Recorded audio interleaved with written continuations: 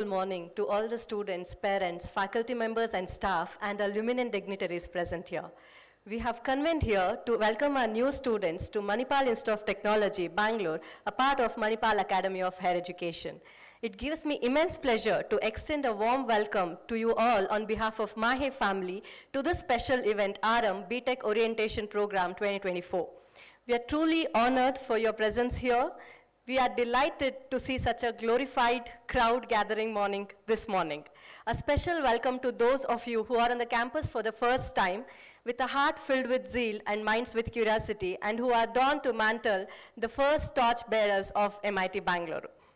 We hope that you'll find that you have entered such a vibrant community and a loving community. Today, on this glorified morning, I, Dr. Jayalakshmi Hani, Assistant Professor of Electrical and Electronics Engineering, will be a host of the day, and Dr. Kavya, Assistant Professor of EC, will be a co-host of the day. We are elated to be here, welcoming a new batch of our students for the first year of engineering of MIT Bangalore, belonging to the departments of CSE Core, AI, EC, ECM, and VLSI. Firstly, we congratulate students for impending admissions into MIT through your sheer grit and hard work by acing the entrance among many appealed students. Dear students, as you have taken your efficacious ingression to embark this academic career, it is our bound duty to provide you with a valuable insight and guidance to help you to take initial steps towards a successful journey of MIT Bangalore. MIT is the largest constituent institute of Manipal Academy of Higher Education, Bengaluru. Mahe Bengaluru is an off-campus center that thrives in providing holistic education to the students with excellent infrastructure, well-qualified and experienced faculties, fostering communities where all individuals are respected, valued, and encouraged. Mahe has grown it into one of the India's most prestigious universities, renowned for its academic excellence and innovative research. We are committed in delivering a top-notch education to all our students. This is an institute that shapes every aspiring ideas where the hopes are ignited and the futures are sculptured. Mahe has recently joined the group of allied institutes in the country by attaining the status of Institute of Eminence granted by MHRD Government of India. Also, we proudly announce that we are in the 4th position in National Institute Ranking Framework, that is NIRF, among all the universities in the country. The intent of this program, thank you. The intent of this program is to acquaint you with the academic procedures followed at MIT Bengaluru, as well as the norms and regulations followed at Mahe. It also serves to familiarize you with the extracurricular, co-curricular, and hostel amenities provided to you at MIT Bengaluru. Before we start with, we should never forget the roots we hailed from. In remembrance of the great visionary, let's embrace this new beginning with the legacy of Mahe, which is the result of single-minded dedication of our founder, Padma Shri Dr. late T.M.A Pai. Dr. Pai was an Indian physician, educationist, banker, and philanthropist, a visionary for the transformation of Indian education system to the excellence. It was his vision to see a barren hilltop of Manipal metamorphosed into one of the premier centers in learning. The institute he founded will live forever to narrate the story for the generations to come. The lights lit by Dr. Pai will glow brighter. We salute his visions for building the university town of Manipal. His unwavering commitment to excellence and accessibility in education continues to impact countless lives. Leaving an indelible mark on the landscape of higher education, hereby we present you the journey of Mahe, led by our founder, Dr. T.M.A Pai, to mark his remembrance.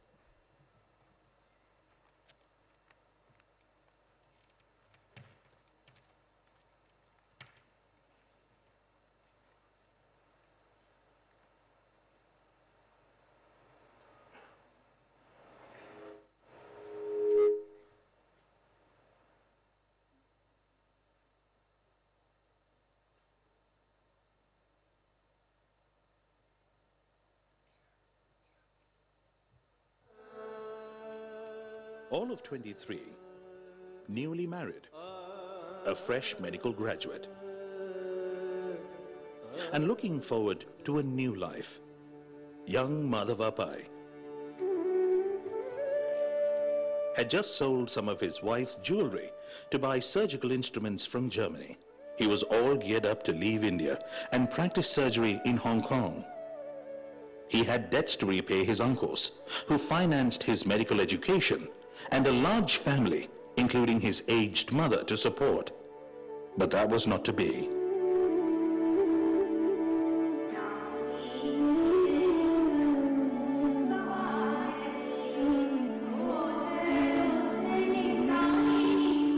Destiny had other plans for young Madhava. When he approached his mother for her blessings, she reminded him of his duty to his motherland and his fellow people. You must search things where they have fallen. You must earn in your own land.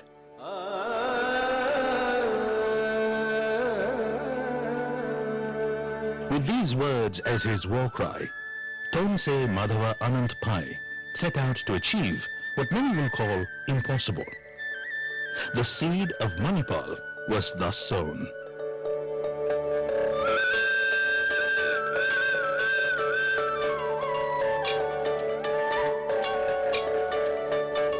The journey of 1,000 miles begins with a single step. Walking together, we've come this far. It all began in the gleam of a great man's eye, in the light of his innermost soul. He believed that this was his ultimate goal. It's my life. It's my life. Oh, the sky is not the limit, 'cause there are footprints on the moon. It's my life. His infectious zeal propelled him to serve his own people, and he set a goal of transforming, empowering, and nurturing lives through education, healthcare, and banking, the most basic aspects of social upliftment. High schools in every village, small-scale industries like dyeing and weaving, sawmills that provided employment, institutes of higher education, rural banking. There was no area that he left untouched. Along with his brother, he started Syndicate Bank with a motto, "No man is too small for our bank." Syndicate Bank has got a new philosophy. It is a small man that ultimately contributes to the greatness of an institution. There must be an institution to collect a small savings of the people who are in millions in our country. He even started a Hindu orphanage during the days of our freedom struggle, as many children were being orphaned due to the dismal life expectancy of just 27 years. He brought sheer joy to the lives of the underprivileged. His relentless efforts transformed the barren land of Manipal to the exciting Manipal University Township. Dr. T.M.A Pai was passionately driven. He even said all that he was doing was not work, but fulfilling the vision of the Almighty to serve the needy. His sense of social responsibility was complete.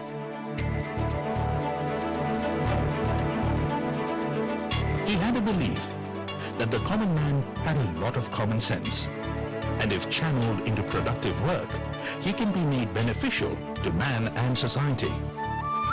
His idea of vocational training leading to employment was a far-fetched idea. But Dr. Pai was thinking out of the box, ahead of his times.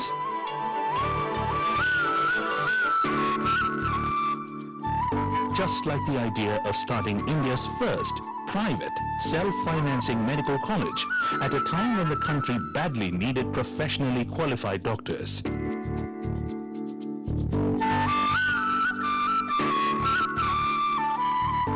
Kasturba Medical College, established in 1953, provided equal opportunities for all to study medicine. The Manipal Institute of Technology took birth in 1957, followed by a string of other institutions.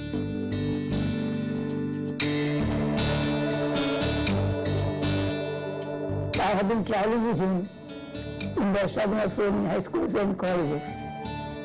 And it was a great experience for me. He was a practicality. He didn't want everything to be done by the government. And he used to go forward, taking along with him his followers and friends. Featured in Ripley's Believe It or Not, for establishing the maximum number of institutions in one lifetime, T.M.A Pai was a man of values, uncompromising in his integrity and honesty of word, deed, and purpose.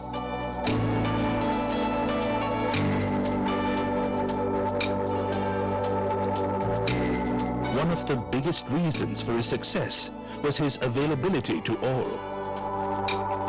His simplicity, friendliness, and sympathy for those in distress. He has set the path of social responsibility on which we are continuing our journey.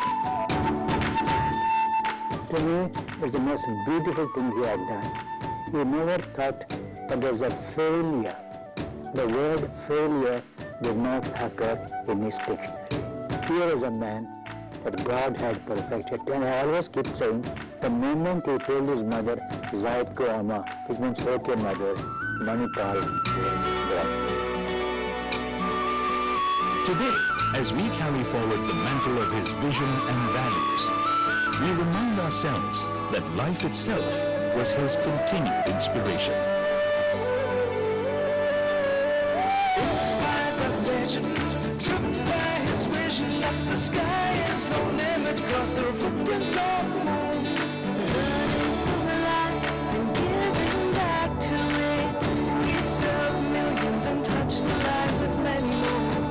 We transform, empower, nurture, and care.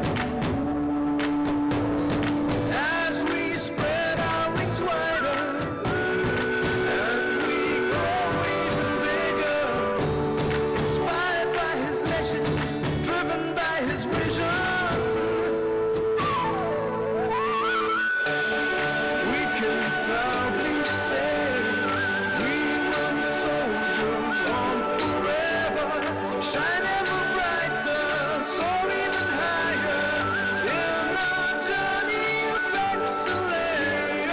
Inspired by light, inspired by God.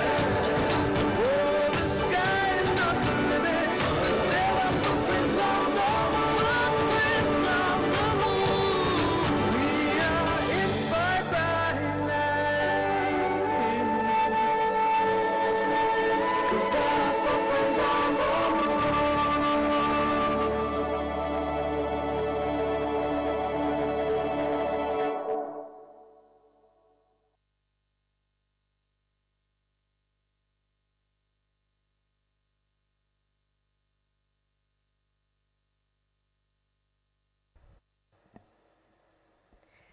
The legend lives on.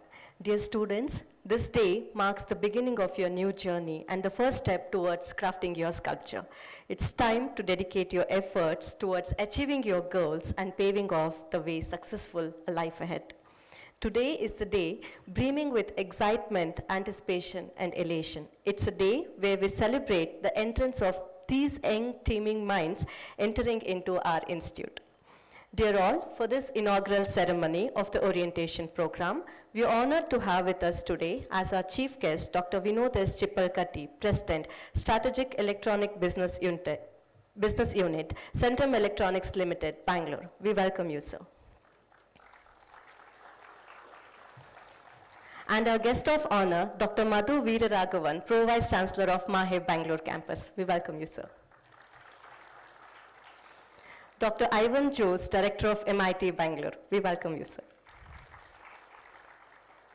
Dr. Prema KV, Associate Director and Head of CSC. We welcome you, ma'am.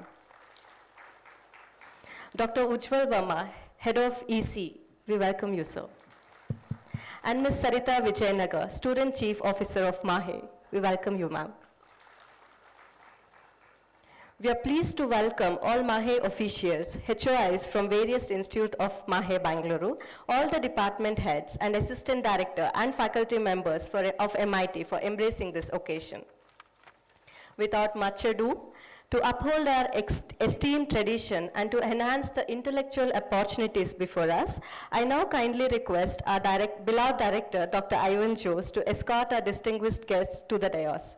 I request Dr. Vinodesh Chipulkatti, our esteemed Dr. Madhu Veera Raghavan to please adorn the dais. Also, Dr. Prema KV, Dr. Ujjwal Verma, and Ms. Sarita Vijayanagar to please adorn the dais. I request all the audience to please follow their steps with a huge round of applause.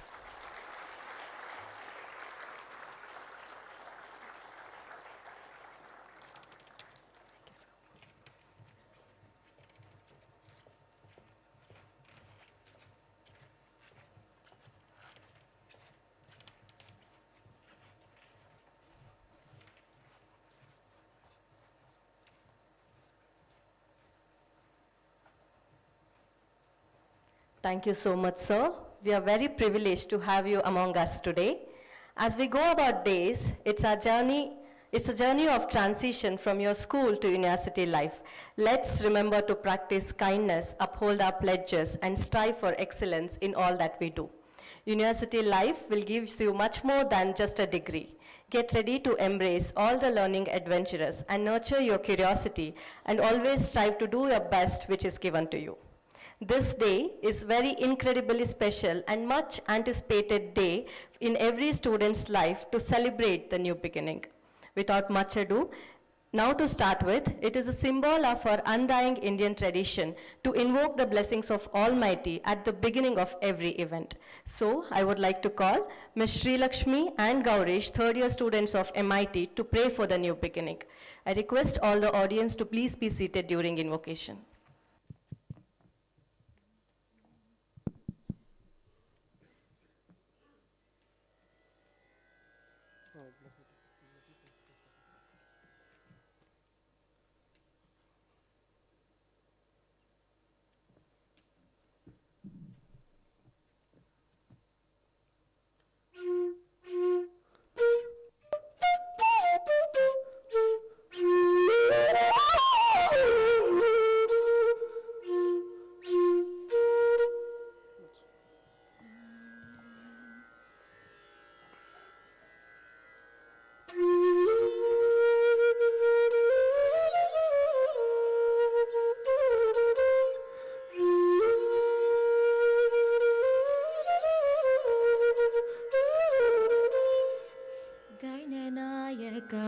गणदेवताय गणाध्यक्षाय धीमहि गुणशरीराय गुणमण्डिताय गुणेशानाय धीमहि गुणातीताय गुणाधीक्षाय गुणप्रविष्टाय धीमहि एकदन्ताय वक्रतुण्डाय गौरीतनयाय धीमहि गजेशानाय बालचन्द्राय श्रीगणेशाय धीमहि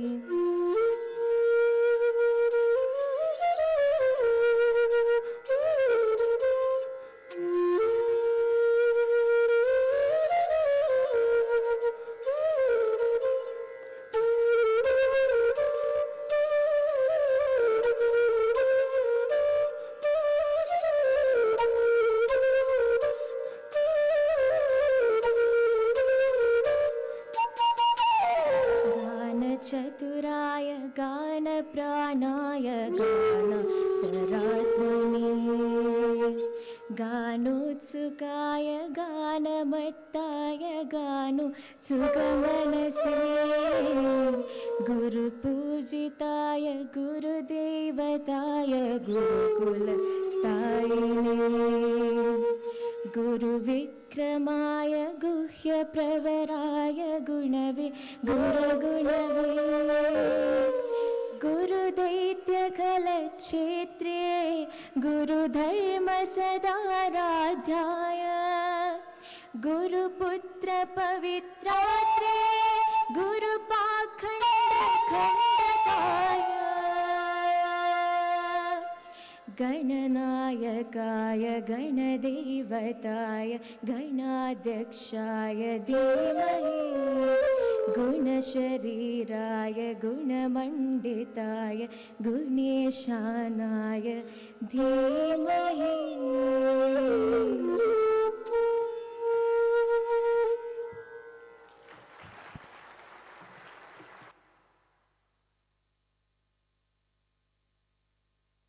Very much, Sri Lakshmi and Gaurish, for this melodious rendition. On this auspicious occasion, lighting the lamp is an important moment that signifies the dispelling of darkness and igniting our quest for knowledge, upliftment, and resolve to rise above all challenges. Let us now entreat to illuminate this program by lighting the lamp and praying in God to bestow the new journey with knowledge and enlightenment. Also, it's our bound duty to pay tribute to the great visionary and pioneer of Mahe, our founder, the most cherished Padma Shri, late Dr. T.M.A Pai. I request our director, Dr. Ivan Jose, to escort all the dignitaries to initiate this program and mark the beginning of new journey by lighting the lamp. We also request two newly admitted student volunteers of 2024 to join us in this occasion.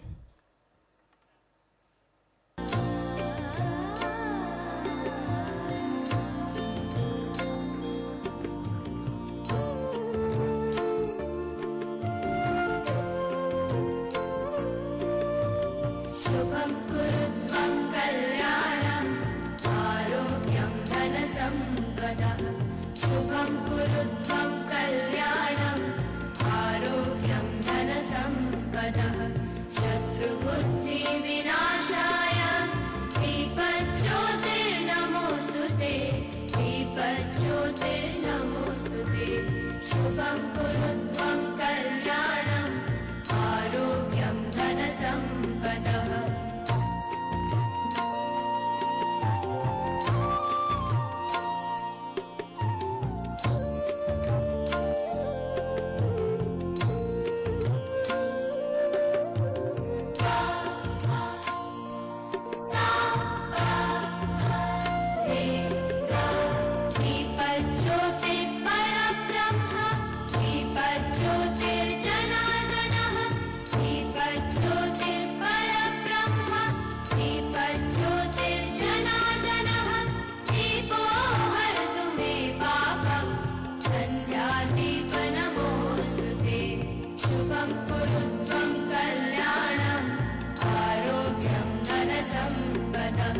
शुभं कुरुत्वं कल्याणं आरोग्यं धनसम्पदः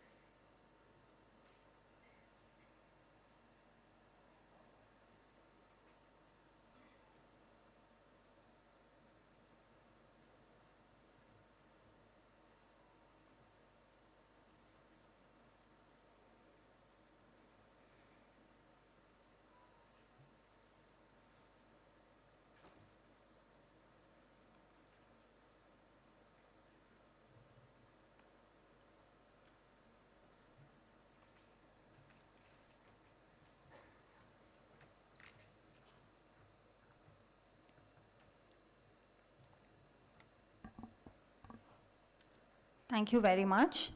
With the blessings of the resplendent flames of wisdom, let's move forward with renewed zeal, optimism, and the quest for knowledge and accomplishment. I now call upon Dr. Utpal Deka, Head of Science and Humanity, to introduce our beloved Director of MIT Bengaluru, Dr. Ivan Jose, whose inspiration and vision is guiding us to climb heights in the field of education.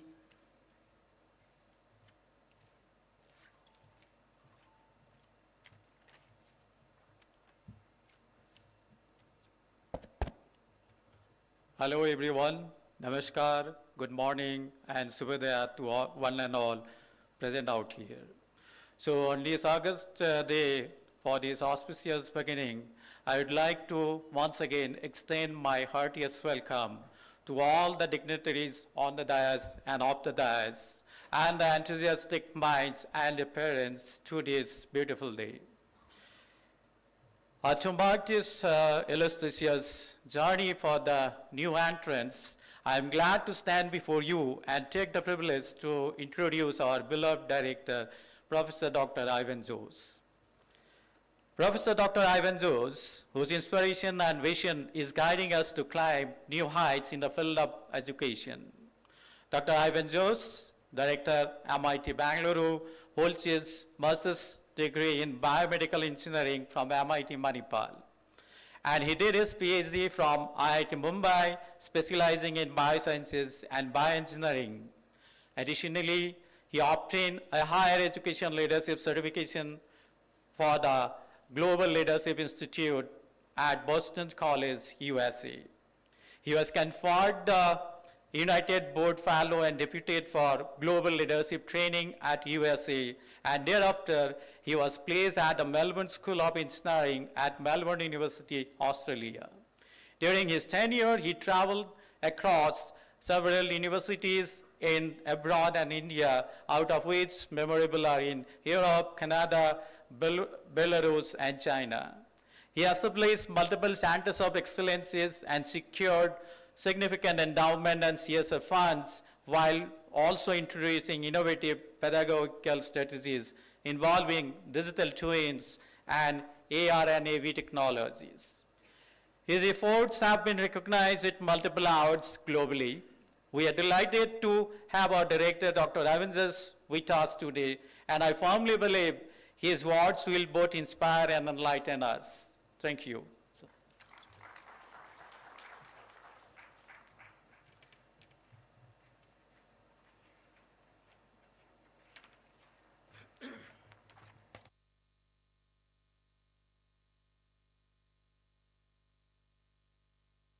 Sure. Thank you, Dr. Ujjwal. A very good morning to MITians. The members on the dais, my senior colleagues around here, the members of the dais, students of the newly inducted batch of 2024 batch, my dear parents, guardians, well-wishers who are present here. It's with immense pleasure and pride that I welcome you all to Mahe MIT Bengaluru campus. Today marks the beginning for an exciting and transformative journey, not just for you, but also for us. Here at MIT, as a director of this esteemed institution, it's an honor to stand before you, before this young mind who have chosen to embark upon the academic career at one of the most prestigious engineering institutions in the country. You're now a part of legacy that has produced innovators, leaders, and visionaries who have made remarkable contribution to the world. The batch of 2024, we call you as once you graduate 2028, represents the future technology and engineering. And it is our responsibility to ensure that you receive the knowledge, skills, and experience that will enable you to shape the future.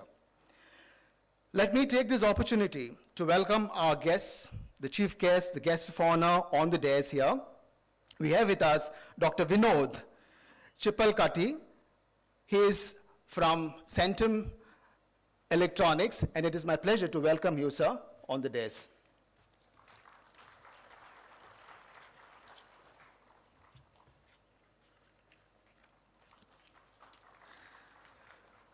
We have with us our own Pro-Vice Chancellor, Professor Dr. Madhu Veeraraghavan. So welcome to you.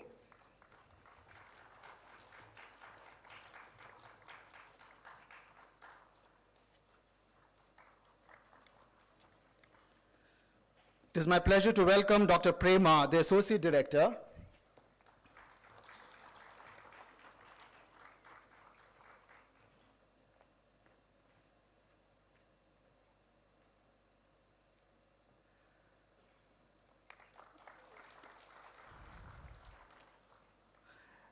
Dr. Sarita, the Students' Chief Officer.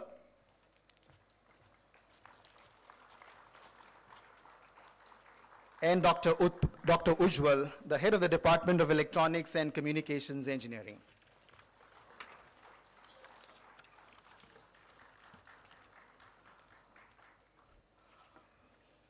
I also take this privilege to welcome our Deputy Director, Dr. Raghavan, all the heads of the departments, senior colleagues present here from the department, outside the department, my dear students, and the parents present here. The journey has just begun, and the journey ahead will be challenging, but it will also be deeply rewarding for you. You will be encouraged to question the status quo, think critically, and push the boundaries of what is possible. At MIT, we believe in fostering a culture of innovation and collaboration. You will have the opportunity to learn from world-class faculty, engage in cutting-edge research, and collaborate with your peers in projects that have potential to change the world. And I'm sure a good number of you present here would have been an age of 17 or 18. You're adolescent now. And 4 years down the lane, you're going to be an adult. And this is a transformative age for you.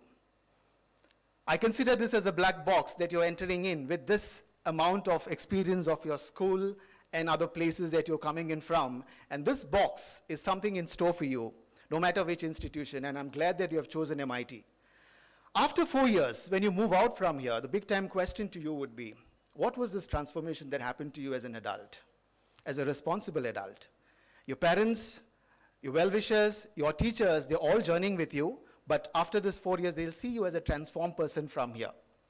Now, while you journey in this, it's important for me to bring about this entire process of academic entrepreneurship. This is where I wish every individual student should aspire in this 4 years. Now, what does this mean? While you're growing through your mental, your body, your intellect, etc., I also want you to take up the adaptability quotient, and which is very vital in this globe today. While you move out from here, you'll have ample of opportunities to get into an industry, to get into different fields of your interest. But what would be your major contribution to the society? That's something what I would want to see in every individual inspiring from here. And to do that, adaptability quotient is something which you will have to nurture right from day one. And why do I say this with conviction? Because as an entrepreneur, and I'm sure a good number of you are looking forward to aspire in this journey, there will be lots of ups and downs. The very fact that you might not want to gel with your own roommate, you might see problems associated with issues here and there, things are not in place. But instead of cribbing, would you have a solution for that? Would you have come forward and say that, yes, this is something what I'm looking forward to be gelling with my own partner, with my own peer in the campus, and take and move on from there. Now, that's the aspiration that I have when I say you are going to be journeying with us through this academic entrepreneurship. While, as you step into this new chapter of your life, I urge you to embrace the diverse opportunity that MIT would offer you. Get involved in your extracurricular activity, join clubs, participate in competitions, and most importantly, make connections that will last a lifetime. These experiences will not only enrich your academic journey, but also help you grow as an individual. Yes, MIT is diverse, and it's going to bring in the legacy of last 60 years. The other day, I was traveling, and I happened to meet one of the MITians in the airport, and he was coming on the flying officer's cadre. And I asked him, what are you doing here? And he told me that I'm going to fly one of these carriers. Surprisingly, and I asked him, what make you come here? And you know what he told me? This was an extra internship that I did in MIT while I was a student there. I was sure that there is nothing like a flying officer's course that has been dealt in MIT, but this gentleman said that while I was a student, I also took up about 200 hours of simulated flying, which happened in the Department of Aerospace. Now, no matter what department you belong to, no matter what specializations you are in, MIT is going to offer you a plethora of opportunity. But no one will come after you. It's important that you realize what is that in ahead of time for you and what is that you want to aspire from here on. And that's something what I wish to say, that the choice is yours while you dwell into this big ocean of what you really want to be upon completing 4 years. I also want to remind you that this journey is not just with you alone. The faculties, the staff, and your fellow students are all here to support you at every step of the way that you take. Don't hesitate to seek help, ask questions, or share your idea. We are community, and your success is our success. In closing, I want to express my confidence in each one of you. You have already proven your capabilities by securing a place at MIT. And I have no doubt that you will continue to excel and make us proud. The future is yours to create, and as we are here to help you build it. Welcome, MIT Mahe Bengaluru. Welcome to your future here at MIT. Wishing you all the very best. Before I formally conclude, let's make this small gesture of all the students, the first years, to kindly rise wherever you are seated and give a big round of applause.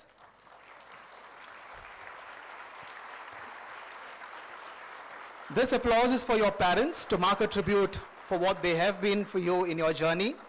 And that rest assurance that you're going to give them, yes, I'm going to board on to this and have the fulfillment of your dreams going in from here. Thank you very much.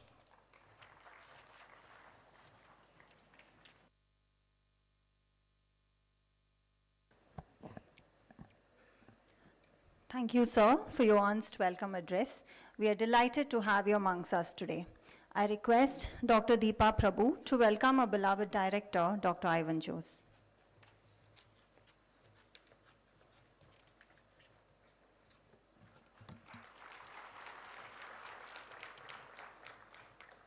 Thank you, ma'am. Mahe Bengaluru is represented by distinguished stalwarts, and we are privileged to have with us one such eminent personality as our guest of honor. It is my pleasure to invite Dr. Ramaswamy, Assistant Director, Academics, MIT, to introduce our esteemed guest of honor, Dr. Madhuvira Raghavan, Pro VC Mahe Bengaluru, to the gathering. Good morning, everyone. So I am privileged to introduce our Pro Vice Chancellor, Dr. Madhuvira Raghavan. Professor Madhuvira Raghavan is a Pro Vice Chancellor of Management, Law, Humanities and Social Sciences, Mahe Manipal and Mahe Bengaluru campus from April 1st, 2023. He also holds the position of T.M.A Pai Chair, Professor of Finance at T.M.A Pai Management Institute and T.M.A Pai Endowment Chair in Management Research. He held the position of Director of T.A.P.M.E from 2017 to 2023.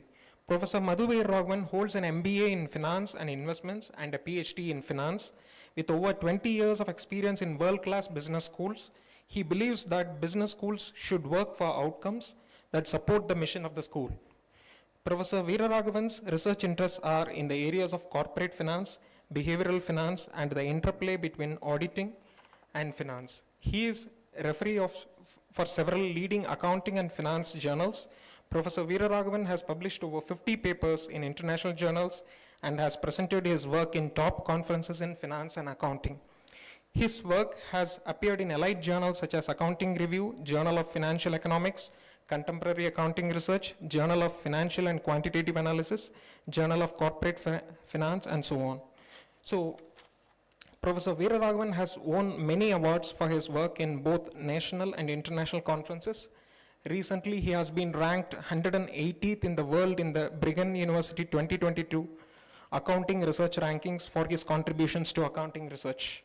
He is also a recipient of the AICTE Dr. Preetham Singh Best Teacher Award 2021, awarded by the Honorable Minister of Education, Government of India.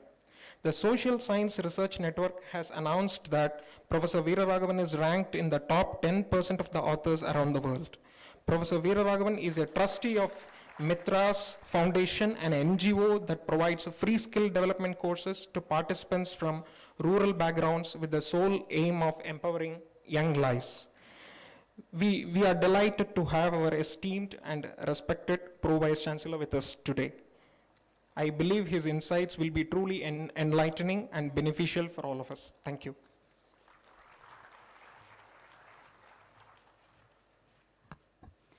I now invite a dynamic and inspiring Pro Vice Chancellor to deliver a few words about Mahe Bengaluru to the gathering.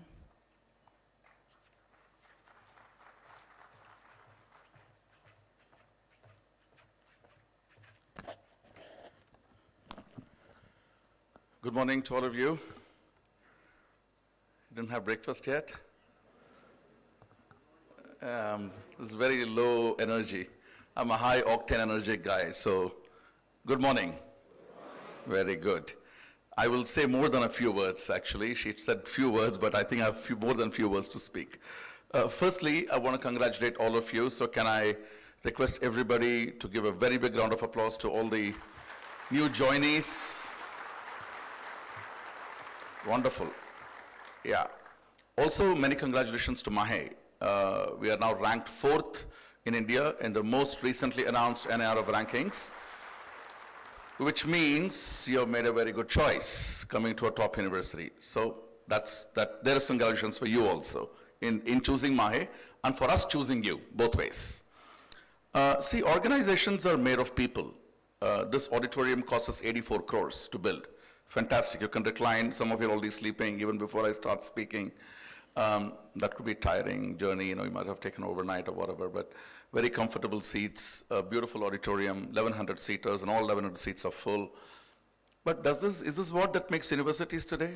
The answer is no. You have great buildings, but they don't make universities. Universities are made of faculty, they're made of students, they're made of teams, they're made of support staff, they're made of you, parents, recruiters, everybody, right? So the chief guest for the day today, my colleague Ivan, Prema, Ujjwal, Sarita, all of them are on the dais. I will say a few words, which is important, and I hope you will give me that indulgence for 5-10 minutes or so. This afternoon, before I begin the speech, this afternoon, I think at 3 o'clock, we are also going to meet all the parents. I would really encourage, really urge and encourage all parents to join us for an interaction with me, with the director, with senior faculty at MIT, and also with CSO and the DGS and teams. All of the key people will be here in the room. You have many questions to ask, and I think you should ask them. I'll just go back for a second about why I said about organizations are made of people. Many of you would have gone to the hostels and seen the hostels, and some of you probably would have spent more time in getting these things processed. I'll say to you that there is still some work to be done. I'll be very honest about it.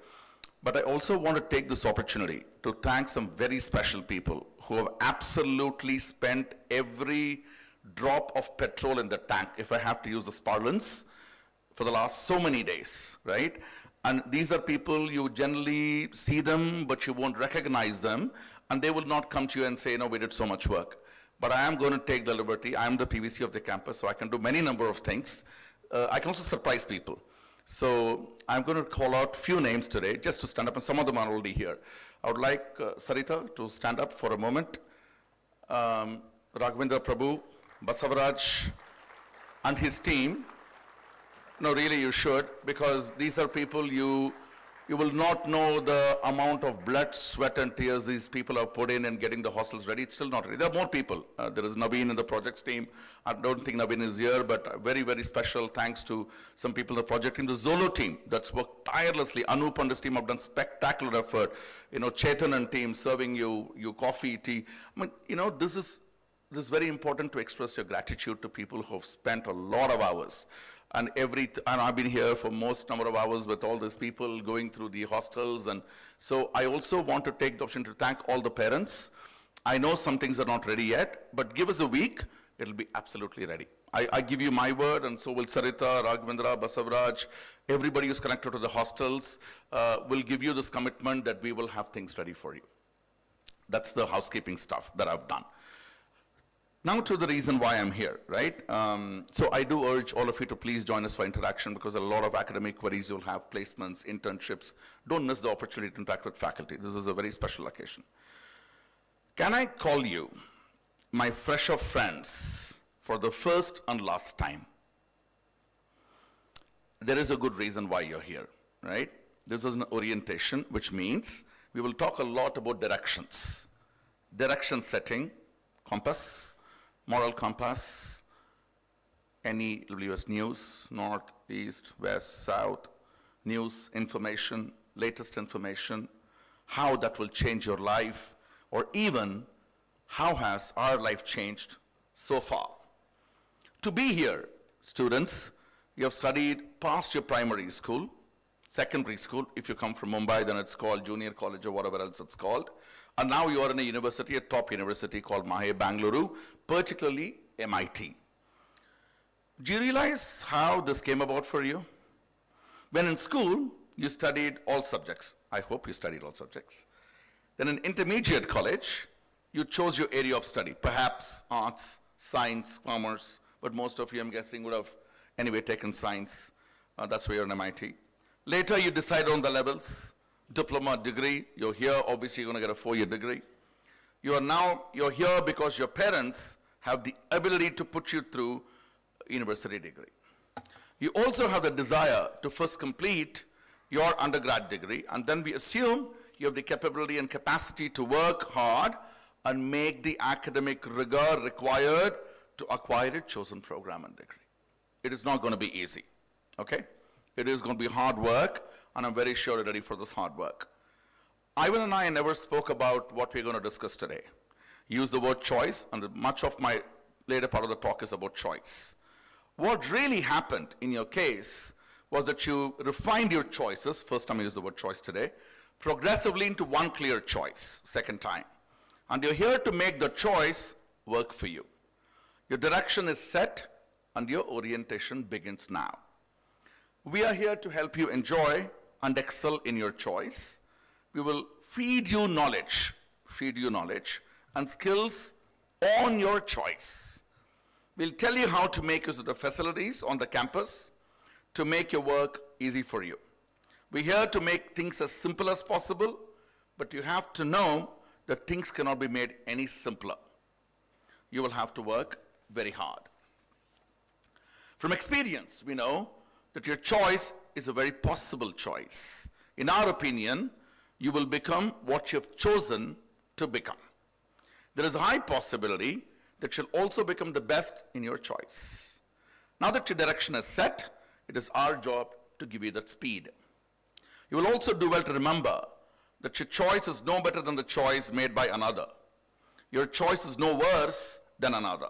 You'll be known for how well you worked on your choice and achieved excellence. I can now ask you a quiz, how many times I use the word choice, and you will not remember. The world requires and honors people who attain excellence. Inevitably, all those who achieve excellence in their choice also achieve success. What kind of success you achieve depends entirely on you. And this is where I think there's a parallel, there's a similarity between what Ivan said and what I'm saying now. On your attitude, on your aptitude, on your character, on your orientation. By orientation, I do not mean today's event that is just happening. I mean, whether you are egocentric, sociocentric, omnicentric. If this is getting too serious for you, it looks almost like a lecture given by a professor. Let me summarize it for you in simple words. The top students of all courses will have the world at their feet. They can rest assured the world will always make space for them because they've excelled in their choice, because they have been responsible with their time and opportunity, because they can be trusted with greater responsibility, greater resources, greater access, greater spaces, greater time, greater margins, and greater patience. One more thing before I sign off for the morning. While you're here, you will play sport, debate, orations, yoga, dances, recitals. We saw two MITians deliver a beautiful rendition, meditation, and so on. But you should never forget the one primary reason you are here. You're here for academics, studies. Now I sound like a school teacher. I often say, and I will say it one more time, at Mahe, we will never allow you to forget your primary aim you're here for, which is your academics. And MIT is no different. In no more than 4 years, you'll graduate from these portals as engineers or technologists. Today, engineering or technology education has become a gateway to corporate, IT, administrative, including finance careers. Many IITians or engineers go on to pursue their masters at IIMs and then do a PhD in finance, and they'll think the first degree is engineering or physics, second degree is management and particularly finance, and then they have a PhD and then they had JP Morgan, Goldman Sachs, HSBC, so on and so forth, right? So engineers become great fin guys as well.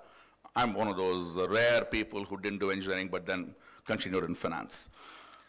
Today, so I'd be happy if MIT engineering or technology graduates actually seek and acquire technology careers or even start technology enterprises. Humankind is constantly challenging itself, so there should be no dearth of opportunities for providers of technological solutions. I want to tell you something special. I'm going to really wrap up in a couple of minutes. This applies to all, but particularly to engineers and technologists. Focus on these 5 I's. I for India, I in your life. You'll be very pleased with yourself throughout. I list these 5 I's in no particular order. Income, innovation, integrity, impact, and image. Never compromise on these things, and life will never let you down. Welcome to Mahe, welcome to MIT. Make the best use of time here, all the very best. And one more time, a very, very big round of applause for Mahe making number 4, and for you joining MIT, and to all your parents who have given you the unlimited resources and support for you to be here. I also want to thank and congratulate all the parents for making an amazing choice in trusting your sons and daughters at this wonderful institution, Mahe Bengaluru and MIT. And I look forward to seeing all of you this afternoon. Thank you very much. Have a great day.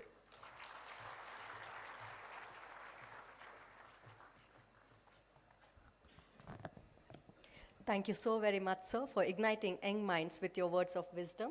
The speech was really informative and extremely helpful for our students. To make this as a memorable day, a truly unforgettable one, we have with us Dr. Vinod S. Chippalkatti, a very brilliant personality and an achiever par excellence. Now I request Dr. S.N. Prasad, Assistant Director of Placements, MIT Bangalore, to please introduce our chief guest to the audience.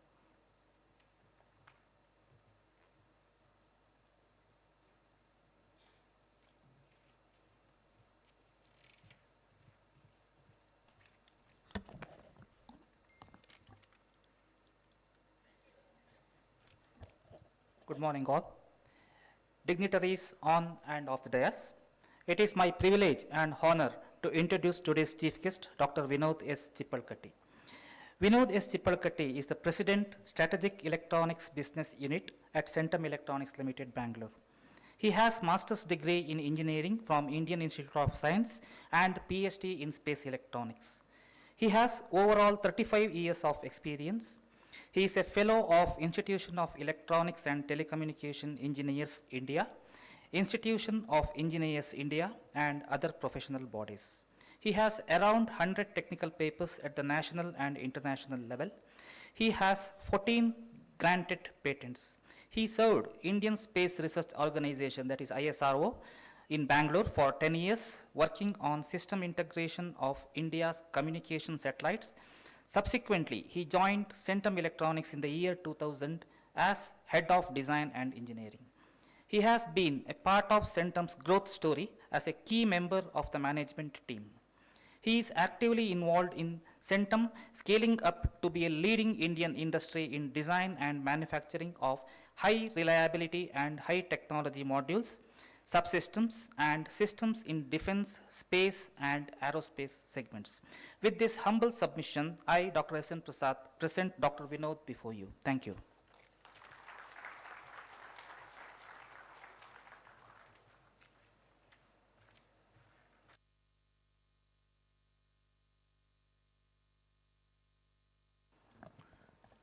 Good morning,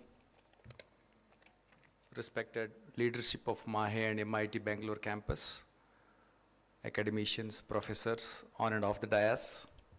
It's always a privilege to be a part of such gatherings, which are a blend of oxygen, which is comprising of academia, what next, what are the future opportunities, all of that. And I personally take pride in enjoying being a part of this and taking you through a journey, how it has been different from last many decades and how it is beautifully ready and carved out for you all in the next 4 years. You must be wondering, how was my last June, July 2023 as parents, as students, when you were at the cusp of the intermediate class 12, PUC, whatever you call it, full of anxiousness, full of academic pressures, full of wanting to perform, many times guidance from parents, pressure from parents, I hope less, many times self-created societal peer level pressures. All of that, if you recall today sitting here in this beautiful auditorium, how were those days 12 months ago? And what a relief for both parents and you as students today. Like previous speakers told, you must be proud and happy as parents and as students that through that academic intense 1-year activity, you have come and secured a place in a very prestigious institution and university, which recently, yesterday, day before yesterday, has been accredited with the best numbers. So you must be all very, very proud. And having seen the infrastructure, facility, the width and breadth of the campus, I think you are on cloud 9. What exactly is in store for me? How do I adjust my life? I was a pre-university student, is what you must be going through. I was a pre-university student with time-bound syllabus and very clear pattern of what I need to do.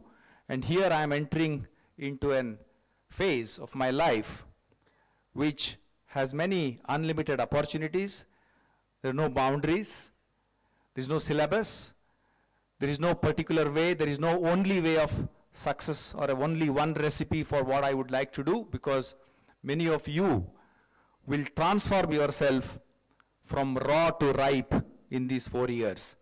And it is this day where we all have to be conscious about how raw am I is irrelevant, but how ripe and in which area I would be a ripe individual is what is important. And it is the day, a beginning, where you all need to start thinking about what would be my journey. My past 12 months, for most of you, must have been only academics, because that was the goal to come here. That was the goal post, and then you have reached that goal post. But is that the one which is also going to be future? Not necessarily. Like we heard just now, that academics is the prime path or the road that for which we are here for next 4 years, but it is not necessarily the only thing that we would be doing. It's a phase for transformation of our personalities, for managing our time, for going through situations which may not be friendly, for going through situations where flexibility, need to adjust, exhibiting teamwork, team spirit, all of that are going to be a part and parcel of your journey in the next 4 years. Not all subjects are going to be interesting. Not all subjects are going to be very, very easy to crack. Maybe interesting, but very difficult journey. So I would urge you to think of, how would I plan my journey? What is in it? What are the options that I need to keep? And trust me, your parents who are here would have one sigh of relief. I think it was my responsibility to bring my child to this phase. Now I hope he would start making decisions for himself and need us as only mentors or guides behind him. So when that responsibility is transformed or put back on you, it gives you two things, an opportunity and a responsibility. A responsibility to return what you have parents, many of your parents would have put their heart and soul and time and money and everything on you to bring you here. Now it is responsibility of you to give them in return what you want to, because what they want in return from you is joy, is success, is, the ladder that you would like to show yourself, your siblings. So that is one responsibility. And while you are looking at that responsibility, you're also provided with umpteen number of opportunities, and in a campus like this, the opportunities are only multifold. So I think you need to continuously go through, and I'm sure in the next few days you will go through, oh, I was pampered with home food by my mom, excellent room, excellent, privacy, all of that, but then here I am going to be sharing my room, discussing with someone who I am yet to understand easy of my wavelength. All of that uncertainties, interesting things, eagerness to see how the world unfolds for you, all of that are going to be a part and parcel of your next few weeks or few months of your life here.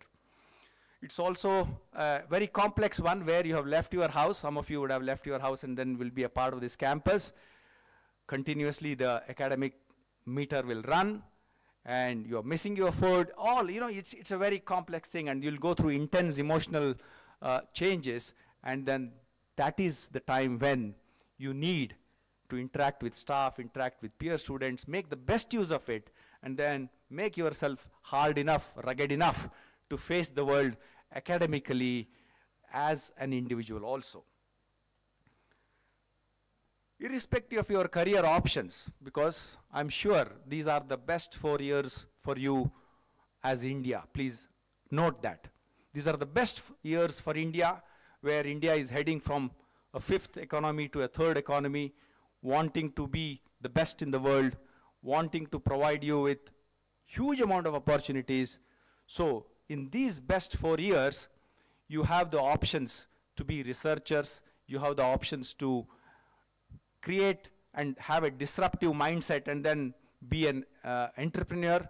You have the options to be a mix of a very good individual employee, wanting to be securing the best of the jobs, wanting to achieve the highest CTC in your campus 4 years from now. All of that are different options that each one of you will have. But irrespective of all of that, I would like to remind you of 2-3 things which you must practice irrespective of the journey, and those will be the recipe for success for you. And those are: develop the team spirit. Please remember, you can be an excellent individual, you can do only so much. You can always make 1 + 1 as 11. So develop that flexibility, adaptability, team spirit, whatever perspective you call it as. And in the process, you will also become a good listener, a good observer, good identifier of the perspective that the other person is giving. So that would be the first one. And I would really want you to relish this journey in these 4 years and imagine how good an individual you will become. So respect for team, multidisciplinary, all of that would be very, very important. You are in an engineering world, which means technology. So respect for technology, and technology in these 4 years, in the last few years and definitely in these 4 years, would rapidly be changing. So keeping up the pace with the technological changes, the method of study, the method of information gathering, the analytical capabilities, the way you represent things, the articulation capabilities, all of that are something which are rapidly changing, and I want you to be respecting that. So be a team member, be in the technology domain, trust the companions. Have that trust, put forward your trust. So these 3 T's, while we clearly saw 5 I's, I think you also look at these 3 T's in these 4 years, and you will see how wonderfully you would have transformed and made your parents very, very proud, made your country proud, in what I am now talking about, irrespective of what career you choose after 4 years. While I'm not here to give you more perspective of, because I come from an industry, and then I would give you that perspective today as to what the industry expects from you. Does the industry expect you to be the highest CGPA getter? Please note, that's not the only criteria. It's not. You don't have to be the top man only, because only one can be a top man. But CGPA is important. Good enough CGPA is necessary. But how you have transformed, what have been your extracurricular activities, what additional interests you took, what you crossed your boundaries and did what was not expected of you. These are all the evidences that you gather and relish during these 4 years. And that, when it reflects in your work or a resume, definitely it will have a more weightage. So point number 1, while academics continues to be the backbone, but I think the overall additional things that you put surrounding that road will be very, very important. Your communication abilities will be extremely important. Your personality development, how you take along, your leadership skills in a simple organizing of an event, how you would exhibit them, how you will encounter challenges, all of that are very, very important. And some of you would continue to have that intense desire to perform well in academics. Please do so. Unlimited, sky is not the limit. In any technology, any area of field that you take today, be it space, be it defense, be it e-mobility, be it mass rapid transport system, be it any branch of engineering where whatever branch of engineering you are studying has an application. And hence, for those who would like to continue in that, please do so. You have plethora of opportunities. What is my goal after I finish my engineering? Start thinking about it right from the word go and carve out your journey as per your goal post. How do I prepare for that goal? How do I mean, every goal has a path and every path has milestones. So these are all beyond a point cannot be taught to you. It has to be internalized, and a lot of hard work has to come from each one of you. And then with all of those things, you become industry ready. When you say industry ready, you will be a dada in that particular field of industry where you would wish to join? Definitely no. Industry readiness is ready to take on what the industry wants you to do, but not ready to do what the industry wants you to do. You just are ready, good enough to start your journey, and that's what an industry would definitely expect. Things like alone I am strong, together we are strongest is what I'm a mechanical engineer, I'm an electronics engineer, I'm a computer science, I don't want to touch the hardware, I don't worry about how this product becomes hot, that's somebody else's. That's not the way you would grow. It has to be looked at it from a systemic approach, and system forces you to be a team spirited, forces you to be flexible, forces you to be adaptable, forces you to look at it from a multispectral things. So net, few recommendations. Get adjusted to the college life, new place, new food, new environment. Don't lose focus on your academics, rigor and the specialization. Be ready for that, because that's something which would not let you down going forward. Observe the opportunities to improve the personality through friends, staff, environment, sports, etc. Try to streamline your interests and goals. Start identifying good methods to improve yourself. Have a mentor, have a senior, have a professor, have a formal, informal equation. Exhibit teamwork. Consolidate your goals and objectives. Develop branch-specific and branch-adjacent interests, because they always will come. Focus on practical aspects. Getting a good score on a test or a unit test or a semester exam is good, but not good enough. Some of those who continue to have that academics, start articulating your work in the form of papers, publications. I would tell you this is not a simple thing. It's not easy to say, oh, he's in academics, he writes papers. No. Try and articulate your work in 100 words in the first paragraph of an abstract. You will sweat it out. So that also is something which some of you who are keen, develop that. Pick your majors, minors, electives, keeping the ultimate interest in mind. Don't go by force. concretize your goals, participate in group discussions, speeches, be active, be bubbling with energy. You're all physically good enough to have that unlimited energy, and then make the best use of that environment.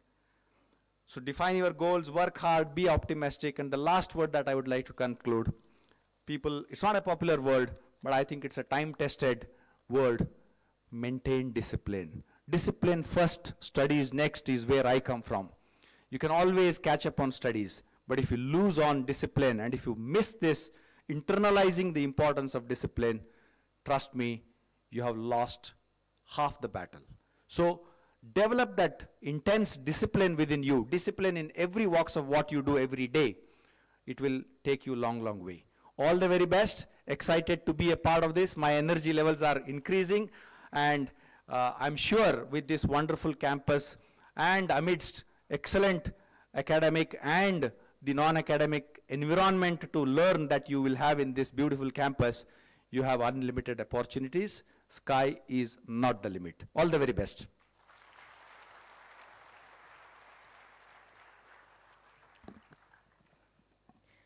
We are obliged to have such a wonderful personality as our chief guest today. Thank you, sir. Your insightful, thought-provoking address has set a platform for our students. As a token of gratitude and honor from Mahe family, I now request our Pro Vice Chancellor, Dr. Madhu Veeraraghavan, to present a memento to our chief guest.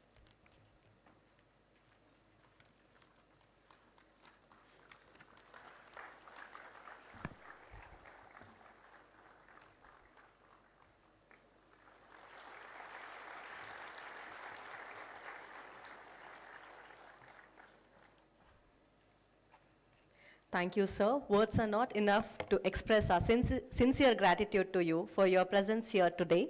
Thank you very much for accompanying us. We thank all the dignitaries profusely for spending your valuable time with us. We delightfully request you all to descend from the dais and kindly occupy the front seat in the audience. And please stay with us to continue with our remaining orientation program. Thank you, ma'am.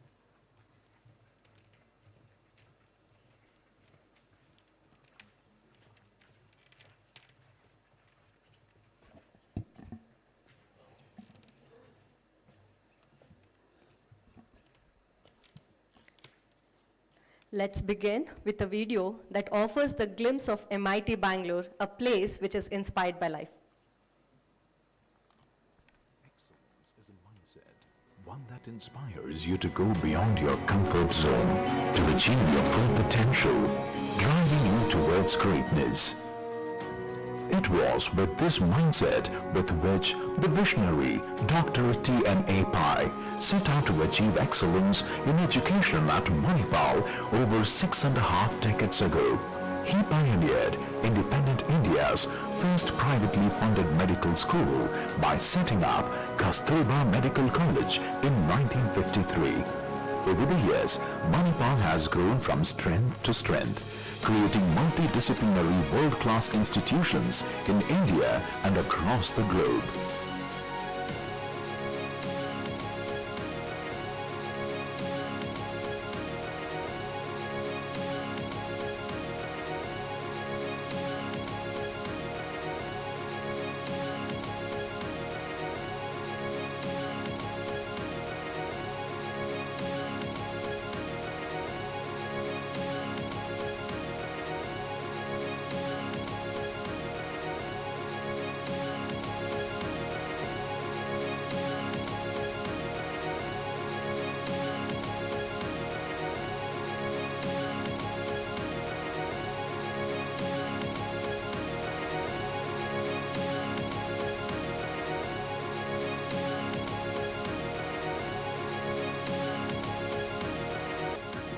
Over here we have courses that are both challenging and rewarding. The courses are widely varied from computer science to electrics to cybersecurity, data science, etc.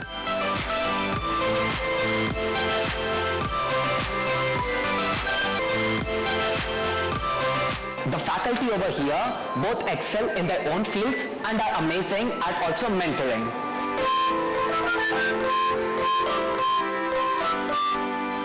This was absolutely the right choice for me, and I do wish to see you here in Mahe, where the sky is the limit. You belong here.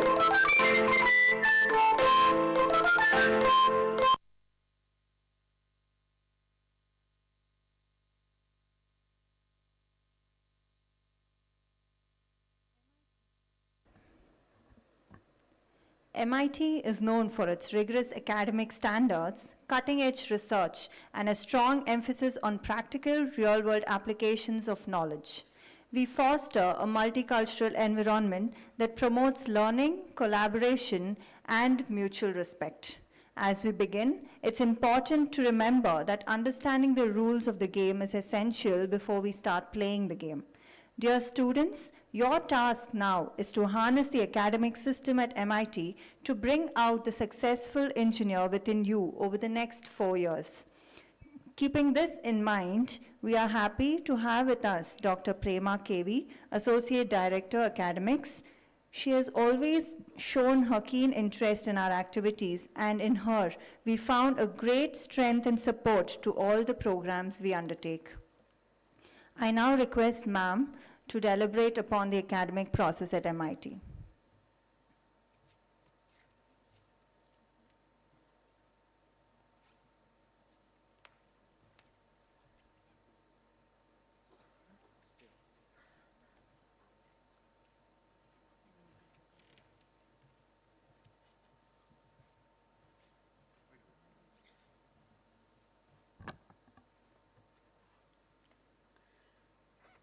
Very good morning. I once again congratulate all the students and parents who have taken admission to MIT Bangalore. Today we have with us students who have taken admission to the branches related to the Department of Computer Science and Engineering and also the Department of Electronics and Communication. I, Dr. T.M.A Pai, I am the Associate Director of MIT, and also I happen to be the Head of the Department of Computer Science and Engineering. In the next few minutes, I'll take you through the academic process that we follow in MIT. Currently, we have 8 BTech programs, so this is the flow of my presentation. I'll first give an overview of the BTech programs, salient features of BTech curriculum, followed by the academic process and the student support system.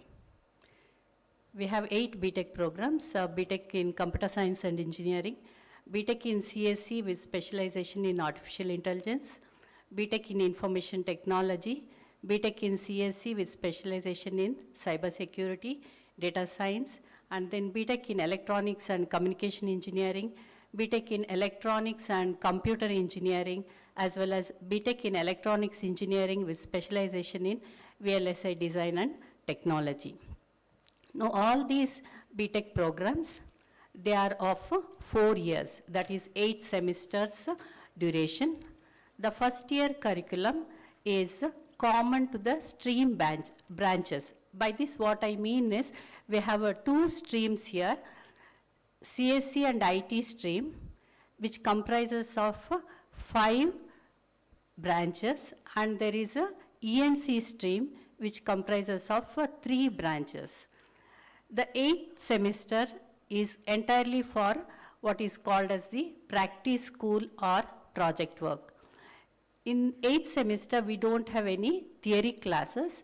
It is completely free. So the students either go to the industry and do the project, in which case we call it as the practice school, but some of the students would like to do their project in the institute itself.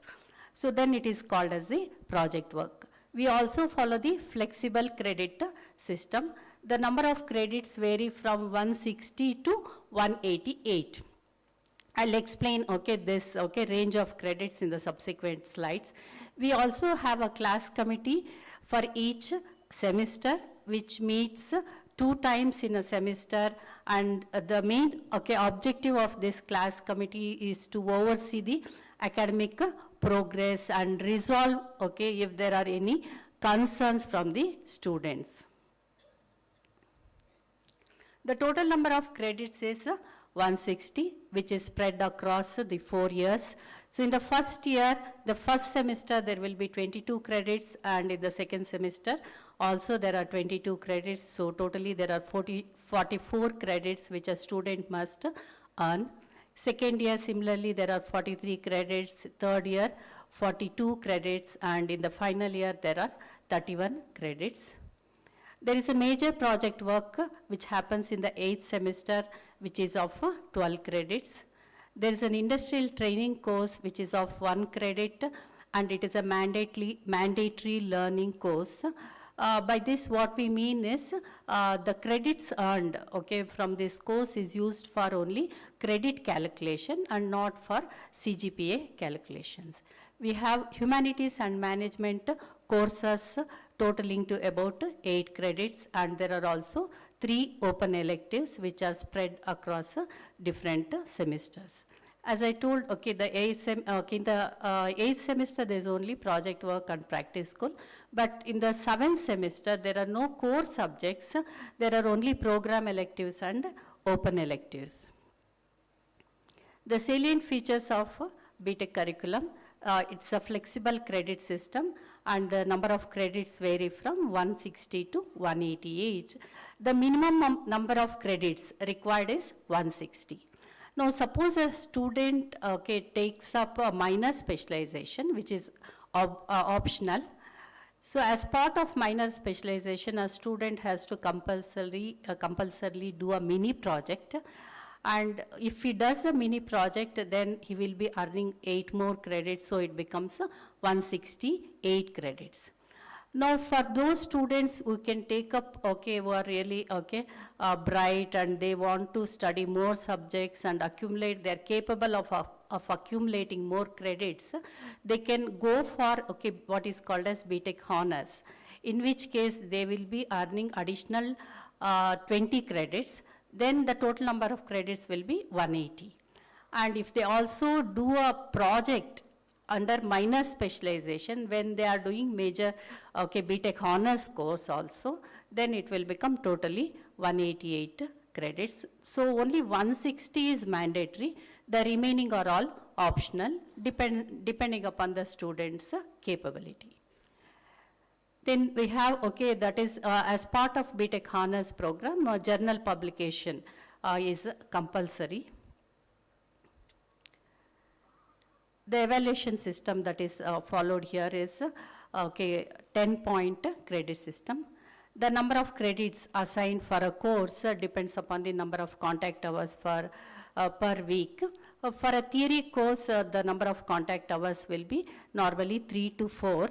Okay, so if the number of contact hours are 4, it is a 4 credit course.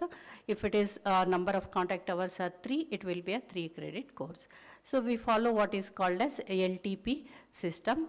L is the number of lecture hours, T means the number of tutorial hours, and P is the number of practical hours. So it can be 310 if it is a theory course, and if it is a lab course, then it will be 2 hours of practical, which results in 1 credit.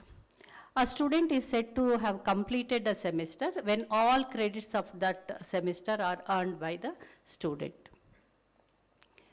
The attendance regulations.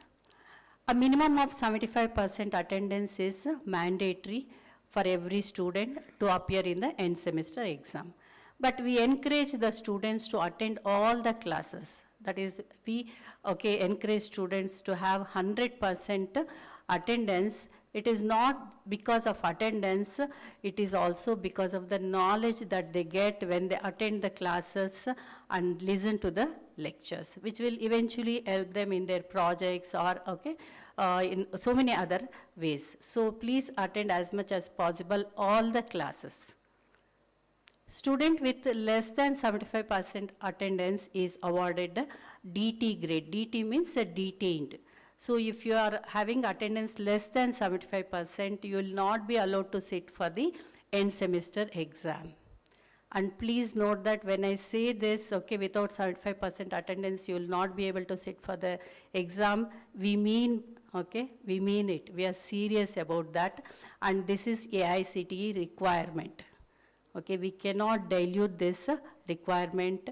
All of you should make sure that all of you have more than 75% attendance. In the case of courses with DT grade, student will not be allowed to sit for the exam.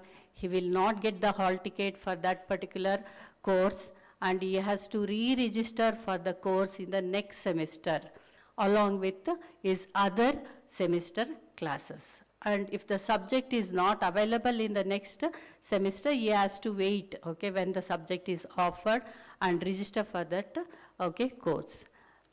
On a maximum, a student is allowed to register for only 36 credits in a semester. Unauthorized absence by the student for a period of more than 6 weeks without telling, okay, the teachers, without informing the department, if a student is absent for more than 6 weeks, it will result in his termination, his or her termination from the program. Normally, when a student is absent continuously for 3 classes, okay, in any particular course, the teacher will immediately flag it, and the teacher will, okay, contact the student, try to call the student over phone or try to send a mail. The teacher will also contact the parents. See, your ward is not coming for continuously 3 classes. It will be made known to the HOD as well as the parent as well as the teacher. The evaluation process comprises of 100 marks, in which 50 marks is for in-semester assessment, which is, okay, having quizzes, assignments, as well as midterm exam. So there are 20 marks for quizzes and assignments, and the midterm exam is having, okay, 30 marks. Then the end-semester exam is for, okay, 50 marks. The end-semester examination is conducted for all the theory courses, and for the lab courses, there will be lab assessment going to happen. And please remember that lab evaluation is continuous. Okay, every alternate week, teachers will be testing your practical skills, and they will be, okay, grading you. And finally, okay, the lab exam, there will be one lab exam conducted towards the end of the semester, which is for 40 marks. And the continuous evaluation of the, okay, practical course is for 60 marks. We follow what is called as relative grading system. The marks of in-semester as well as the end-semester assessments are added together, and then, okay, they are graded. Here, okay, 10-point grading system is followed. So if the grade value is 10, the letter grade associated with it is A+. Similarly, the grade A corresponds to the grade point of 9 and so on. If the student gets at least E grade, then he is said to have earned the credits. That is, he has passed that particular, okay, subject. And F grade or I grade or DT grade means the student has not cleared the subject. So a student has written the exam, end semester exam, but he has failed. He did not get the sufficient marks, then he will get F grade.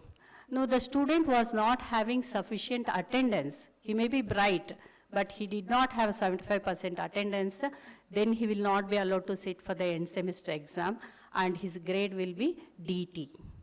The student was having attendance, he was allowed to sit for the exam, but because of some emergency, he could not write the exam.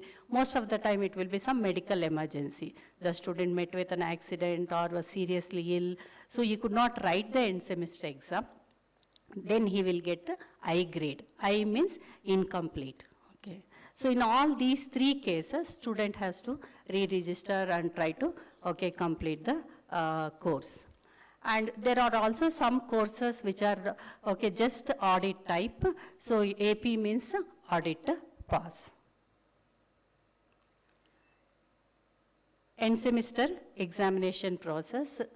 So here appearance for the end semester examination is mandatory. All students, although their internal marks out of 50 is very high, even then all the students have to write the end semester exam, and they have to score minimum of 18 marks out of 50 in the end semester exam. Otherwise, if they will be declared as failed. Internal and end semester exam marks are added together and should be more than the cutoff, okay, for a particular subject. Okay. Again, because of relative grading, the cutoff varies from one course to another course. To successfully complete the course, as I informed earlier, minimum A grade has to be acquired by the students. And we believe in showing the answer scripts to the students, all your answer scripts, whether it is your quiz paper or whether it is your midterm test paper or even your end-term examination answer scripts, all the students can see their papers, what they have written, what marks teachers have given. So after showing the end semester scripts only, results will be announced. And also, once you complete a course, there is no scope for improving the grades. You cannot again say that, okay, again I will write this exam, although I have passed, I want to write and then I want to improve my grades. Such a facility is not there. Suppose a student has written the regular exam and he has failed, then immediately, he can register for makeup examination. And before the next semester begins, he can write the paper in which he has failed. So makeup examination process is there. So it is conducted before the commencement of the next semester. Students with F and I grades only are eligible to write the makeup exam. Whereas the DT case is one where the student did not have the attendance. So the such students have to attend the classes, get the attendance, and then only they will be eligible to write the exam. That is why I am telling all of you students, please ensure that you have minimum 75% attendance. Your teachers will be announcing periodically in the class your attendance status. Please keep note of that and ensure that you are eligible to write the exams of all the courses. Suppose a student is having F grade, then he is eligible for only C grade in the makeup exam because this is a second chance for him. The first chance was given and he failed, in the first chance. So in the second chance, his maximum, grade will be capped to C. And there will be cutoff marks which are, declared, which are finalized at the end of the regular exam. The same cutoff marks will be used to, decide the grades in the makeup exam also. Again, we have what is called as the grade point average and cumulative grade point average. At every semester, at the end of every semester, whatever is your performance, based on that, your GPA will be calculated and GPA will be known to you. And over the subsequent semesters, how you are performing, that is reflected through your CGPA. So CGPA is the cumulative grade point average. Re-registration is for students who are not completing the previous semester courses. So such students have to again re-register for the course along with the regular semester classes. All such students will get a notification from the academic section when they have to re-register for the course. The maximum number of credits that you can re-register at any point of time will be limited to 36 credits. And we also have what is called as academic progression. That is to move from 1 year to another year. What is the minimum number of credits that you should have? If you don't possess those number of credits, then you will be suffering from what is called as year loss. You will not be allowed to go to the next year. And this is calculated at the end of every even semester.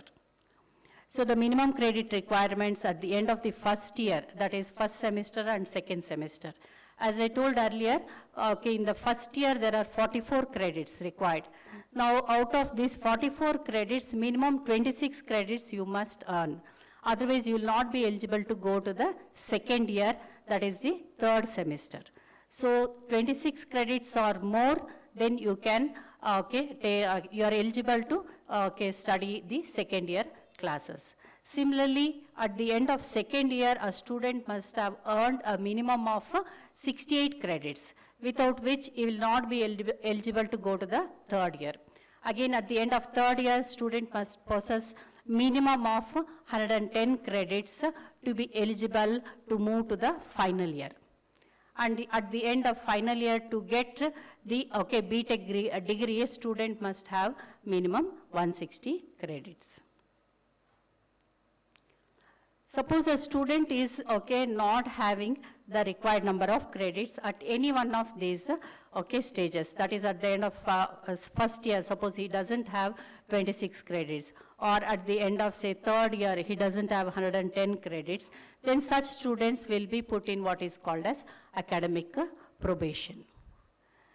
The academic probation occurs because of the inability to attain the, okay, minimum credits that are required. So such students who are on academic probation, okay, they will not be eligible, they will not be going to the higher semesters, but they will be attending the classes of the lower semesters. Okay, they will be in the campus only, but attending classes of lower semesters. For such students, from the department, a mentor will be assigned to help them with the academics, so to understand what is the problem and to guide them properly. For each student, a faculty mentor will be assigned who will be, okay, looking at his progress and, okay, hand-holding him so that he will be able to get promoted to the higher, okay, semesters. Suppose a student, okay, who is in academic probation, he is not able to complete his, okay, courses and is not able to earn the minimum number of credits, then registration for the entire, okay, BTech program will get terminated after 2 successive year loss, because the student has not been able to acquire the minimum number of credits required. Some of the highlights of BTech programs. In order to, okay, satisfy the curiosity or the academic capability of the students who are capable of acquiring more credits and, okay, to help such students, we have what is called as BTech Honors program, in which the students can acquire additional, okay, 20 credits. To take up BTech Honors, students must have a CGPA of 8.5 at the end of 4th semester. The student need to earn additional 12 credits of the specified subjects at the postgraduate level. And they must also be able to take up a project work, and that project work must result in a journal publication. For each of such student, project guide will be allotted, who will be one of the faculty members of the department. So for every BTech Honors, a project guide is assigned. Okay, the student will be working under the faculty guide on some, okay, research problems, so that he will be able to make a research publication. So totally the students will be acquiring, such students will be acquiring 160 credits plus 20 credits, that is 180 credits. And they should also maintain that initial CGPA, whatever they had, 8.5, the same CGPA, minimum, that is minimum I am talking. So minimum of 8.5 CGPA should also be maintained at the end of the program. Only then they will get this BTech Honors degree.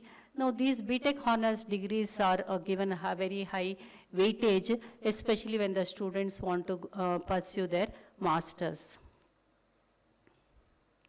We also have what is called as minor specialization, which is optional. Each department will be having different types of minor specializations. So students who want to, okay, opt for this minor specialization, okay, that will happen starting from 6th semester. There will be a basket of 4 courses. So if a student studies the entire, okay, 4 courses assigned to a particular minor specialization, then he will be eligible to take this minor specialization. This minor specialization name will appear in the 8th semester marks card of the student as well as in his transcript. For example, for students of computer science and engineering, we have one of the minor specialization called Internet of Things. There is another specialization called as computational intelligence. So under each minor, there will be 4 subjects. Either you can choose any, okay, general program electives that you want. The program electives normally start from 6th semester. So when it comes to 6th semester, all the list of program electives available under the department will be, okay, made known to the student. So the student can choose any elective that he wants. Now suppose a student wants a minor specialization, then he has to study those 4 electives which are listed out under that particular minor. Then okay, he will get that minor specialization.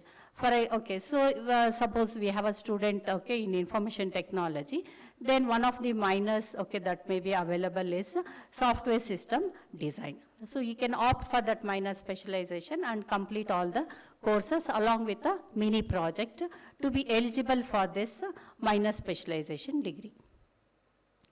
We do have what is called as a semester abroad program, which can start from 5th semester, 6th semester, or 7th semester. So here, it happens only once. A student has the option to study 1 semester abroad in any Indian or foreign university with which we have an MOU. Then, the student will go to that particular university, study their courses, and credits will get transferred to the department. This is this facility is available only if the student is having a CGPA of 7 and above. The advantage of going for semester abroad program is the student will get a global exposure. He will be able to spend his semester with some abroad university. Maybe it is one of those universities where the student wants to pursue his masters. So that kind of opportunity is present here. Branch change. This feature is available provided there are some vacancies, and it happens at the end of first year. So after first year, based on the number of vacancies and based on your CGPA, there's branch change possible, but only across the stream. So if you are a CSR IT stream student, so in your stream only branch change is possible. If you are an electronics student, in your stream, there are 3 different programs in your stream, you can have a branch change among one of the programs. Once you opt for branch change, the reverting, after you obtain the new branch, then if you say that, no, I want to go back to my previous branch, I don't want this, branch change to happen, that will not be entertained. So once changed, option for reverting to the original branch is not permitted. We believe in technology in education. As part of our green initiative, we do not conduct any paper-based examinations. All our examinations are through ePad. There is a digital tablet on which the students will be writing the exam. So all the students will be trained on how to use this ePad and how to write the exams using the ePad. Now the advantage of going through this ePad examination process is it is convenient to the student as well as to the teachers. Student need not bring any writing material to the exam hall. Pens or pencils or colors, pens, such things are not needed. And also, there is less scope for copying. Your neighboring student will not be able to look into your ePad and see what you are writing. He will not be able to copy. For the teachers also, it is very convenient, because the totaling of the marks will happen very conveniently, and the teacher can see the student answer script as well as the scheme very comfortably. These are some of the advantages. So all the students will undergo training related to ePad usage. Whatever lectures are having in your class, all these lectures are captured. We use what is called as Impartus lecture capture solution. The lectures are video recorded and it is available to the students. Suppose teacher was teaching some concept and you could not follow it. So after the class, you can go and download the videos and you can listen to the lecture once again. We also have what is called as LMS system. Using the LMS, students can download the course materials, and also all the assignments and practical questions and quizzes are conducted using this LMS tool. Again, LMS usage training will be provided to all the students. We also have what is called as SLCM, or Student Lifecycle Management System. It's a single window for students to edit their profile, okay, build their, okay, profile, and students can see what are the number of credits that I've acquired. They can see the class timetable, their attendance, and this SLCM is also visible to the parents. So I request all the parents to collect the, okay, login and password, okay, details in the coming days, and also ensure that all of you log into SLCM periodically and monitor the progress of your ward. Okay, if whether your child has gone to the class today or not, you'll, okay, come to know. Okay, so all the parents and as well as students are requested to make use of this SLCM to monitor their, okay, progress. This is academic calendar. I hope all of you have already received this academic guidelines. So the classes are going to commence on the 19th of August. I hope all of you have received your class timetable and the classroom number. The last instructional day is 20th of September 2024. Our end semester examinations will start from 24th of December and they will go up to 7th January 2025. And the next even semester classes, that is second semester classes, will commence from January 13th, 2025. In order to, okay, help the students to understand, okay, what is going on and how the students have to conduct themselves, okay, during, okay, this, okay, professional, okay, education, we have what is called as mentor-mentee scheme as well as the class committee scheme. Every student is assigned one faculty member who will be the mentor for the student for this entire year. The teacher will be in, okay, touch with that particular student as well as the student's parents. This class, okay, mentor-mentee scheme, as part of this, I think all of you have already received, I think, mentors' details. If you have not received, very soon you will come to know who is the mentor for your, okay, child. And the mentors will be meeting the students every week. And they will encourage the student to discuss whatever difficulties they are facing. It may be either academic or non-academic. And the mentor will strive to resolve the, okay, difficulties. In case the student is not regular to the class, the mentor will immediately inform the parents. I request the parents also to periodically talk to the mentors and find out, okay, how the child is, okay, doing in the classes, what happened to his quiz mark, whether he was present for all the quizzes, whether he is coming regularly to the lab or not. So the mentor will anyway inform the parents. So parents can also ask. Sometimes parents will have a doubt.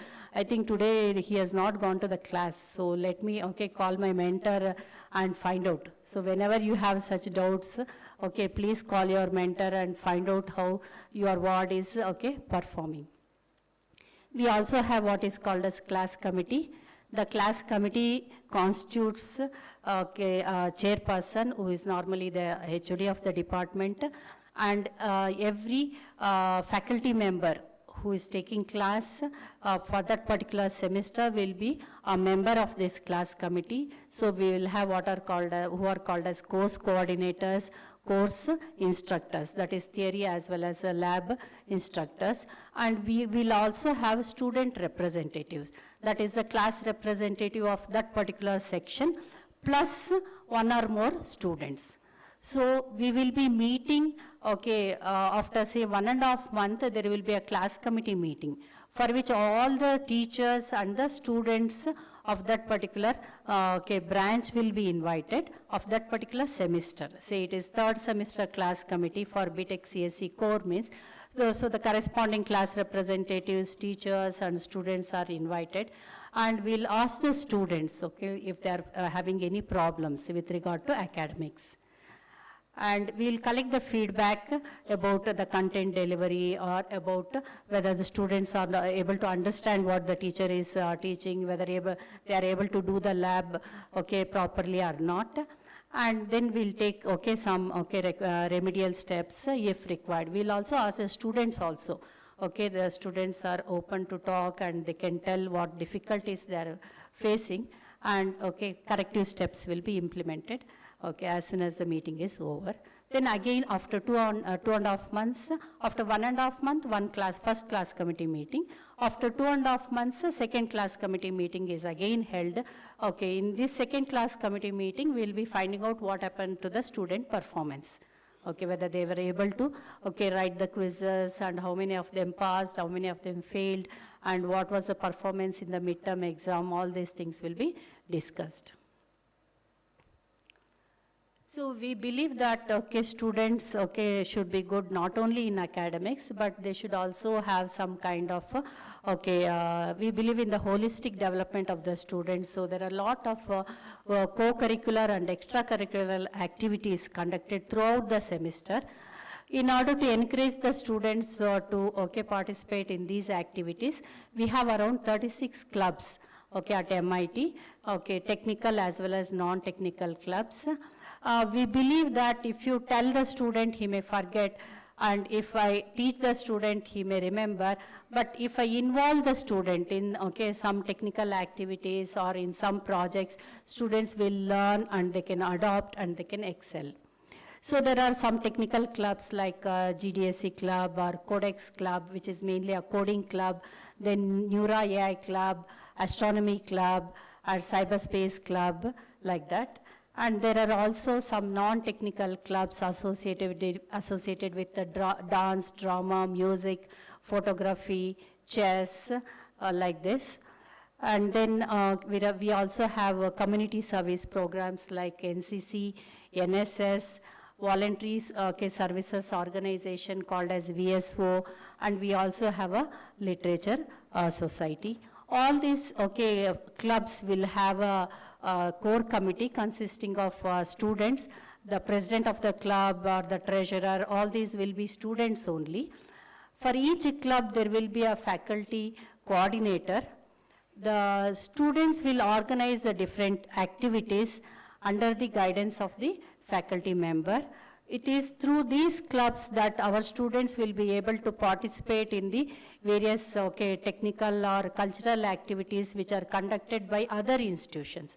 So from our institution, students will be going to other colleges to participate in their fest. Okay, so the practice will happen here. They will be, they will also be part of our own cultural fest and tech fest, and they will be inviting their friends or, peers from other institutions. So the preparation, will happen in these, through these clubs. As you all know, our classes are from Monday to Friday only. So most of the time on Saturdays, our students will be very busy with all these club activities. These are some of the clubs and other events that are captured here. We also have a very vibrant sports club called as Endurance. So all the students will be participating in different sports competitions also. The first batch of students, they wanted to capture the talents of the students, and they wanted to capture some moments, some activities and all that. So they came up with the idea of having what is called as the annual college magazine. So that batch of students, that is 2021 batch of students, started a college magazine, and they named the college magazine as Magnolia. And that particular magazine has a student editorial board.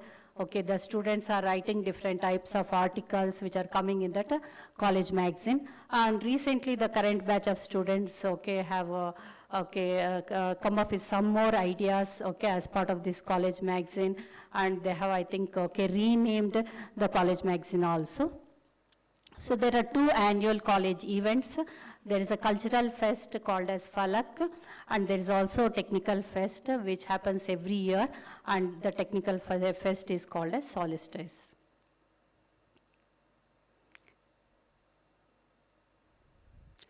Just to tell you some of our student achievements.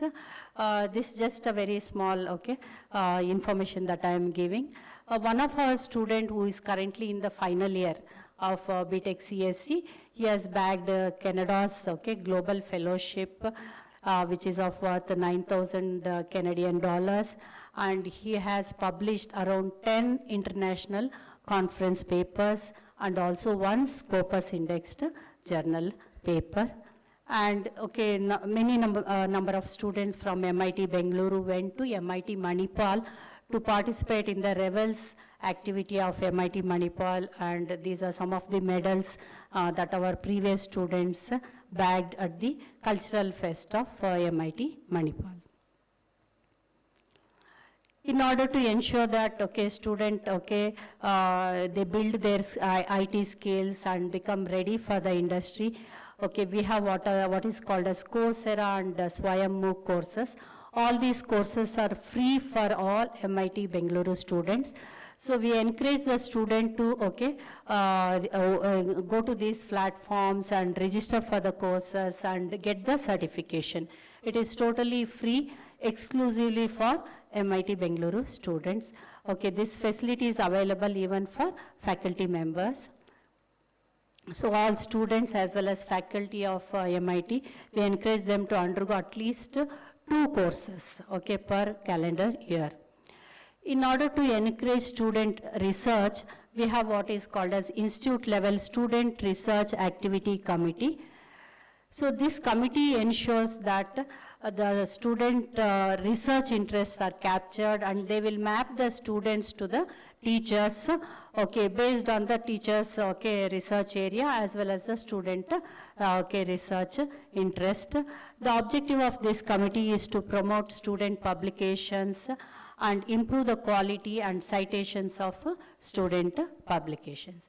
And the students who are doing extremely well in research, they are also given a research incentive. Publication and research award incentive is given to the students who are doing well in, okay, research. We have as of now around 20 MOUs, okay, with various industries as well as universities. In the last few semesters, we organized several industry talks. This is a glimpse of what all industry talks we have organized in the past.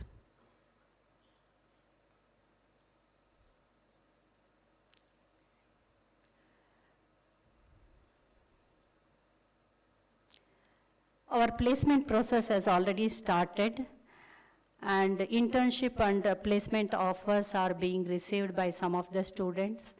And some of the companies which have visited the campus for internship and also for placement are listed out here.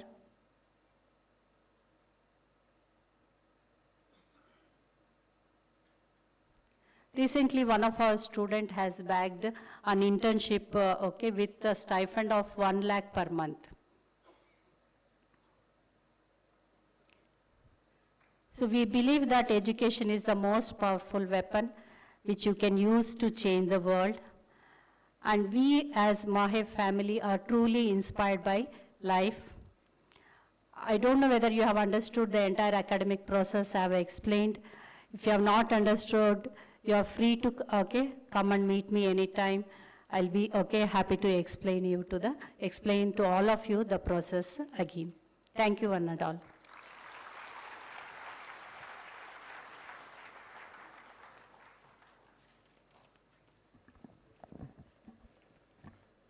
Thank you, ma'am, for conveying the detailed academic information. MIT is predominantly a residential institution, housing over 3,000 students in its hostels. Our students come from all walks of life and have stories to share. From today, we hope you will immerse yourself in wide range of educational opportunities and nurture rich character as individuals for a fulfilling student life. To ensure this, our management at MIT is committed in providing each student with personal care and attention throughout their time on campus. MIT's hostels are more than just a place to stay. It is home away from home. They are a community where lifelong friendships are forged and personal growth is nurtured. Now, I would like to invite Ms. Sarita Vijaynagar, our Student Chief Officer, to brief you the guidelines of the hostel.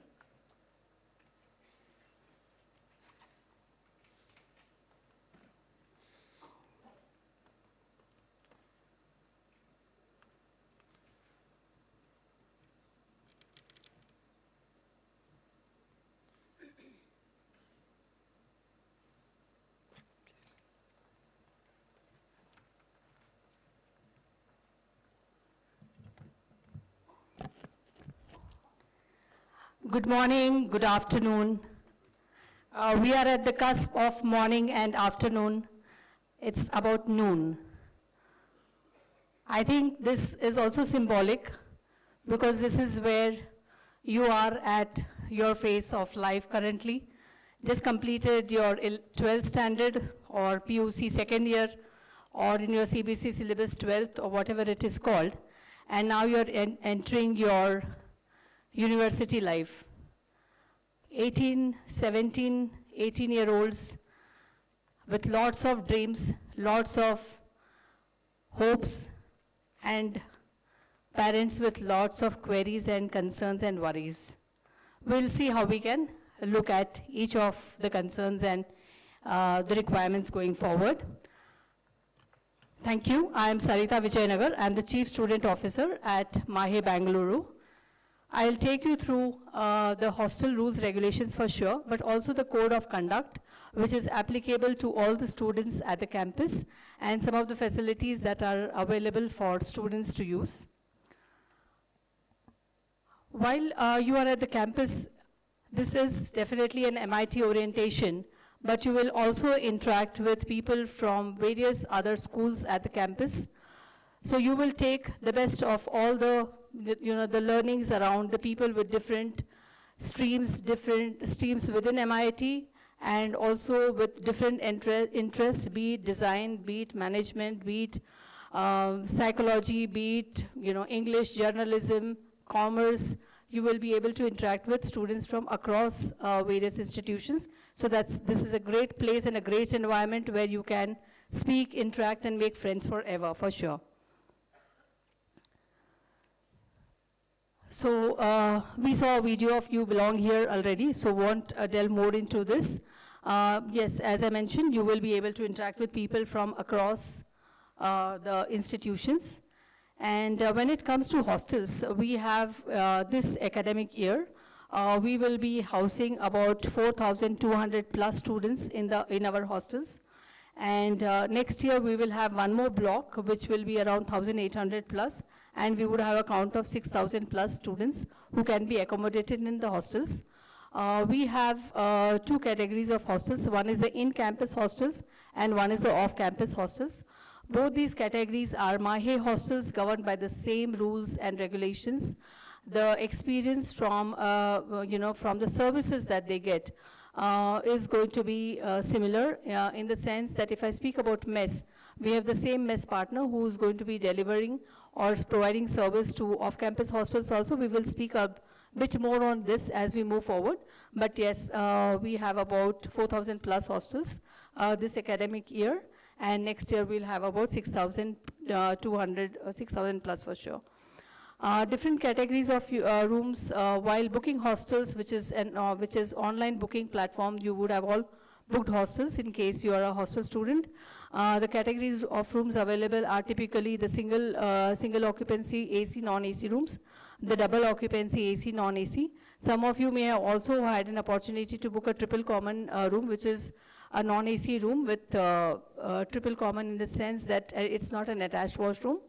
And additionally, we would also have, you may also have been able to book hostels in the off-campus hostels, which is, we have a boutique MIT hostel, which houses about 130 students of MIT, first-year students, and another hostel, which is about 7 kilometers away from the main campus, which is housing about 50 odd MIT students and students from other institutes also being there, all boys hostels. And let me address, I'm sure the students have concerns about food, but I think this is a larger problem that, or the worries that the parents will have with students coming from different backgrounds, always taken care at home, providing, if I don't like a particular meal, I'm sure as a parent, you would give them or make meals which are suiting different family members' requirements. But yes, this is hostel. And while we provide the best of the services, I would like all of you to think of, be ready to be uncomfortable. The reason I say this is basically the sooner you realize, the better you will be able to adapt. I'm happy that our distinguished dignitaries mentioned about adjustments, mentioned about discipline. The reason being that when you are at home, probably you shared a room alone or maybe with a sibling, and I'm sure it's not been a great, there have been those sibling fights and those issues that have been at home also, and here you may have to share a room with a complete stranger. So that those challenges for sure are going to be there, but I know over a period of time you will build friendships for life, and you will look back years down the line and say that you had a great time in the hostels, because hostels is everyday picnic, everyday fun, everyday lots of learnings, and lots of studies together. So as far as meals are concerned, we have two partners who are providing meals to our students. Where if you're a hostel student, you would have probably met the two partners and decided which is the partner that you will go for for the mess for this particular and next month, post which you can choose your mess partners through the Zolo app, which is available, and you may have registered for it. Our focus, considering the diverse cultures and backgrounds that people come from, if I look at in the south itself, when rasam, which is an item, made, I think it is very different in different homes. Similarly, when people from north, south, east, in fact, the entire length and breadth of the country, when we have people, the taste will differ. But what we will focus on is basically the quality, the hygiene, the variety, the quantity, and safety and timely service. If I say the mess service starts at 7:30, it will start at 7:30. If it ends at 9 o'clock, it will end at 9 o'clock. For the simple reason that you have other commitments, you have classes to attend, and this is one area where we will not compromise. So there will not be any challenges with reference to timings, with reference to availability, with reference to hygiene. So these are the things that we are particular about, and will continue to focus on that.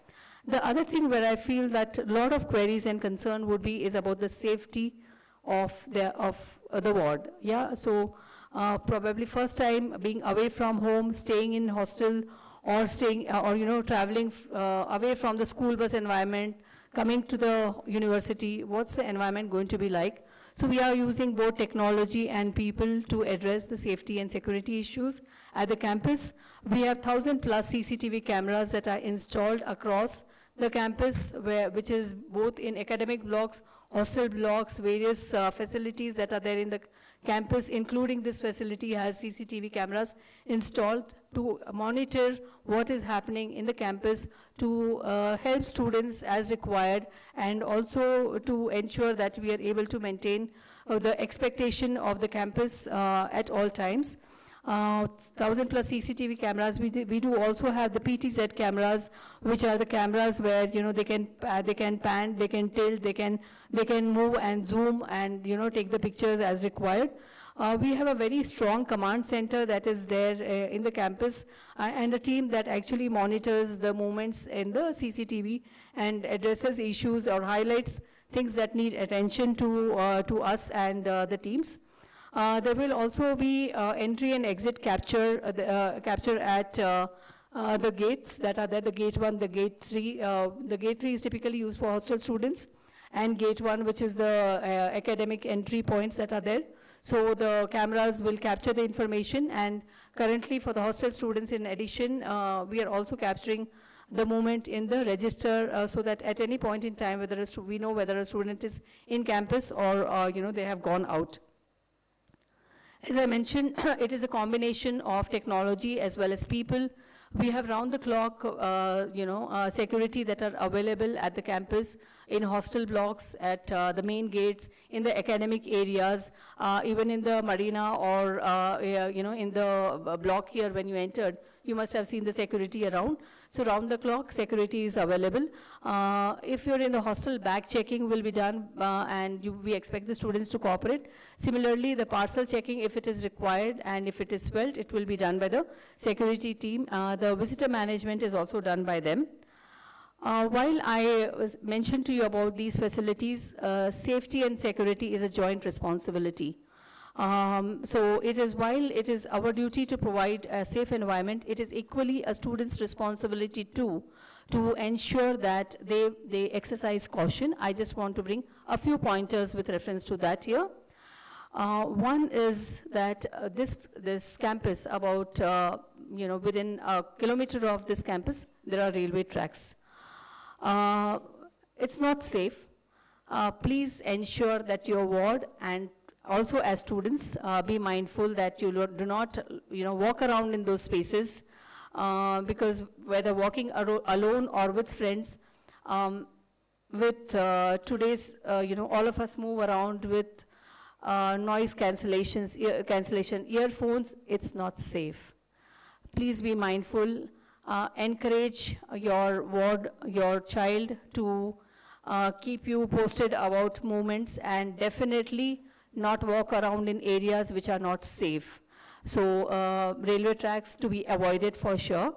Then there are certain water bodies also around. Once you cross the railway tracks, there are some, lakes not maintained. I wouldn't say as lakes, but there are some water bodies. They are definitely not safe for swimming. They are not safe for any water sports. There have been incidents, there are a lot of student communities and spaces around, not just Mahe, there are other institutions also around. We have seen incidents, and that is the reason why this particular slide has been put up here, to tell you that it is a joint responsibility, and ensure that the students do not tread these paths which are not safe. Speed limit in the campus to be maintained. In fact, there's no two-wheeler or four-wheeler movement that is there. But there is also a space where from the Century Gate, people come inside. There's a speed limit to be maintained there. And obviously, there are speed limits as far as the responsible citizens we have to maintain. Wearing your helmets if you're driving two-wheelers, ensuring speed limits, no wheelies, no risky behavior. Please be mindful of that. Now, all of you who are joining first year freshers, there's also a lot of excitement, and you may have heard, oh, there's going to be a freshers party, and looking forward to it. While it's nice to wait for the fun, but ensure that you are not partying in, or you're not a part of any freshers party that is not official, or that is not organized by the institute. So be mindful of no private parties, and do not aid, facilitate, or participate in any of them, because these are not Mahe regulated, Mahe controlled.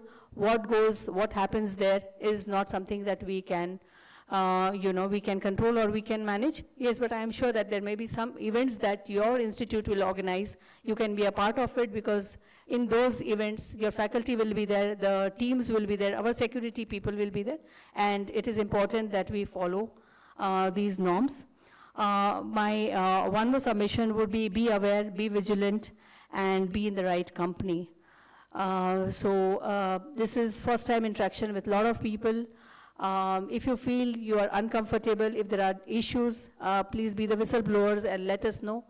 It is in the good of all of us that we provide a great and a safe place and memorable, journey that we can all create together, but we can do it only together.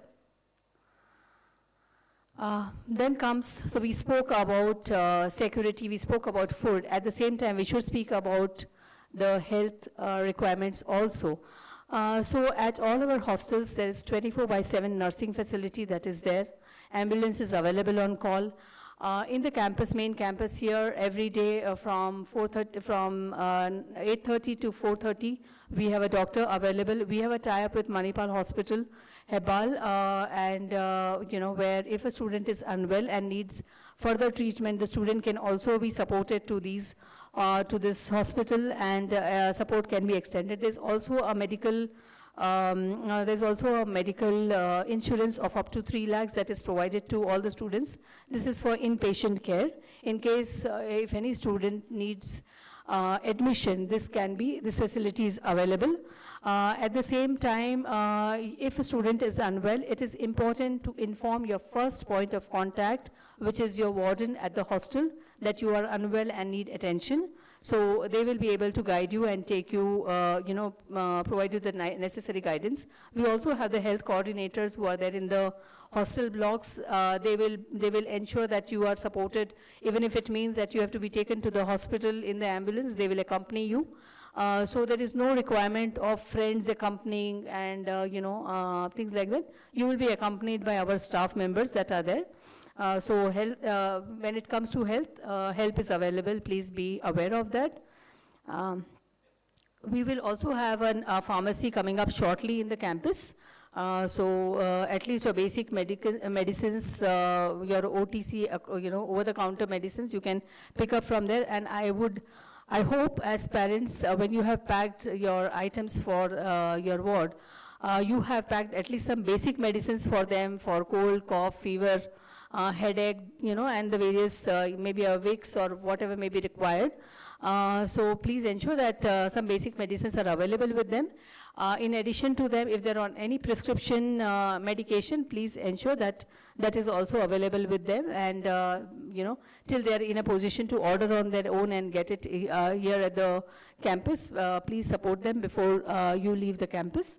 So this is the help that is available as far as physical health is concerned.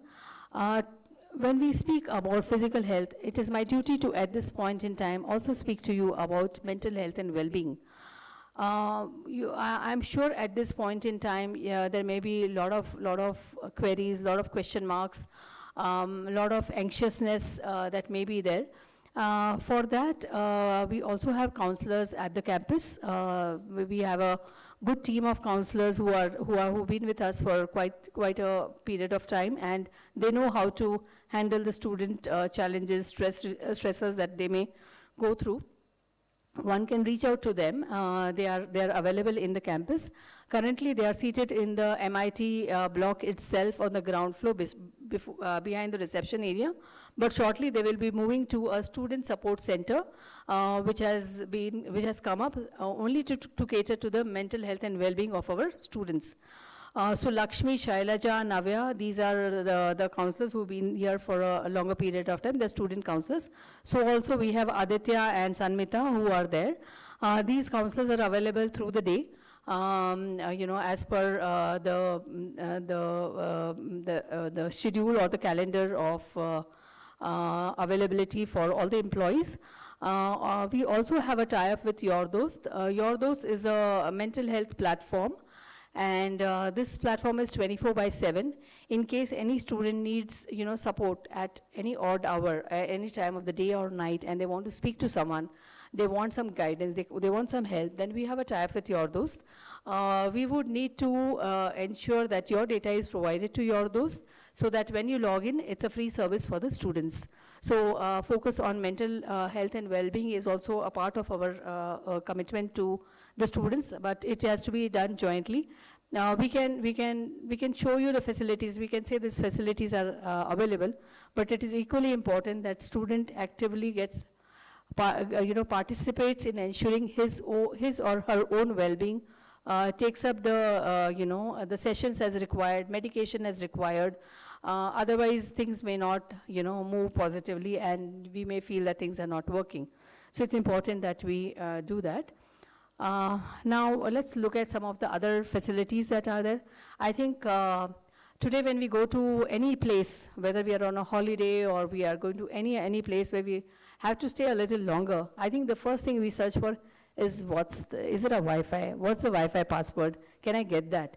So I think that's how life has moved, and as far as student life is concerned, a lot of it would be the requirement for Wi-Fi for accessing their academic requirements, sessions, and do their assignments, and so on and so forth.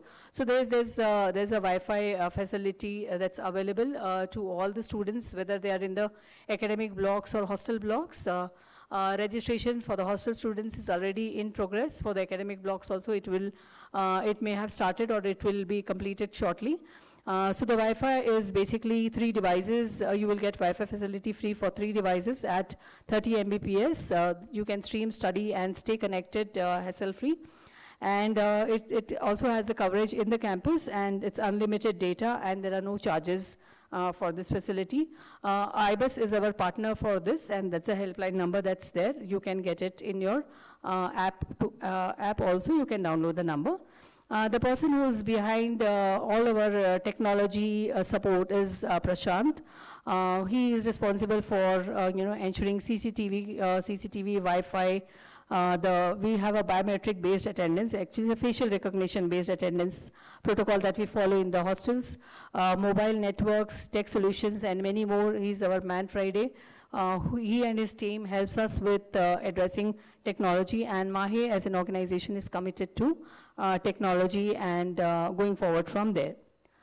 Those who are in the hostels, there is a fee component that is there, which is the laundry fees, which you have already paid for, and it's a compulsory service. This was launched last year based on the feedback that we had from the earlier batches. First years doing everything for the first time at the same time, getting exposed to so many things was definitely difficult. So we started the laundry services last year. This is basically, the student can give the laundry. It is 6 kgs each time, and there are up to 30 cycles that the laundry can be given. They will wash, iron, and return your clothes back. There's a kiosk where it has to be handed over and collected from there. At the campus, we also have a campus smart for anything small, big that you want. You can pick it up for your daily requirements, maybe a toothbrush or a toothpaste, to a shampoo, to whatever, small things that you want to have, chocolates and things like that is available in the campus smart. As far as the notebooks are concerned, you'll get it here in the stationery mart within the campus. Notebooks, the entire stationery items can also be picked up from your, starting from your paintbrushes and pencils and paints and whatever you would call in the stationery. If it is not available, if you speak to the gentleman, he will be able to tell you whether he can procure it or whether it is out of stock. Similarly, grooming is an important part of our, not just the academic life, but also as we progress in our careers. We do have a salon at the campus. This is a unisex salon. It can be used by both girls and boys. That's there at the campus. Now, to run such a big campus, we need a lot of partners with whom we work on a daily basis, and we ensure that the services are delivered. We have our hostel management done by Zolo Scholar, who's our partner, and you may have interacted with quite a few of them at the, at the registration desk and at the onboarding time. The Zolo Scholar and team reports into us, and they work very closely with us and are committed to ensuring that we provide you a good experience as far as the hostel facilities are concerned and your stay at the campus. Our food partners are Chef's Touch and Blue Dove, and laundry is Quick Smart Wash. Internet is IBUS, and transport is Bhagirathi. I'll come to transport a little later. All these facilities that I spoke to you about are, though we are the largest consumers of these services are managed by our Deputy Director, General Services, Mr. Basavaraj, and his team. The security is by Mr. Patrick, and Mohan is our Man Friday for whether it is an electricity issue or water issue or any of those things. Vinod is from the admin team and takes care of transport, mess, and some of the services. Devi is our executive for specifically focusing on medical support that is required. Transport, I assume there are day scholars also here, so there are transport and route buses that are available. You can use those services. There are multiple routes that are there. In every part of Bangalore it is covered: South Bangalore, East Bangalore, Southeast Bangalore, West and North. They have also introduced recently new routes, which is Dodbalapur Road and Devanhalli Road, which is comparatively close by, but these facilities have also started. In addition to this, there is off-campus transport facility. This is basically the transport facility for students who have got admission in the off-campus hostels. That is HBO 3, which is Shanti Bachchan, and HBO 1, which is JM Complex. As I mentioned to you, the transport facility is available for the students at no extra cost. There are different, as per the schedule, so there are currently, if you look at it, there are 4 timings in the morning. We start at 8, 8:10, and we, multiple buses are there to ensure that we are able to get the students to the campus on time by 9 o'clock before the start of the class. And similarly, there are some students who may have a later class can come in at 10 or 12.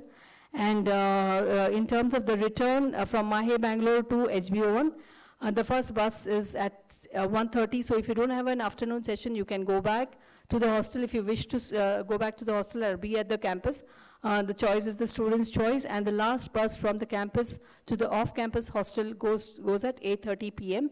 This is because the entry time or the curfew time at the campus is basically 9:30.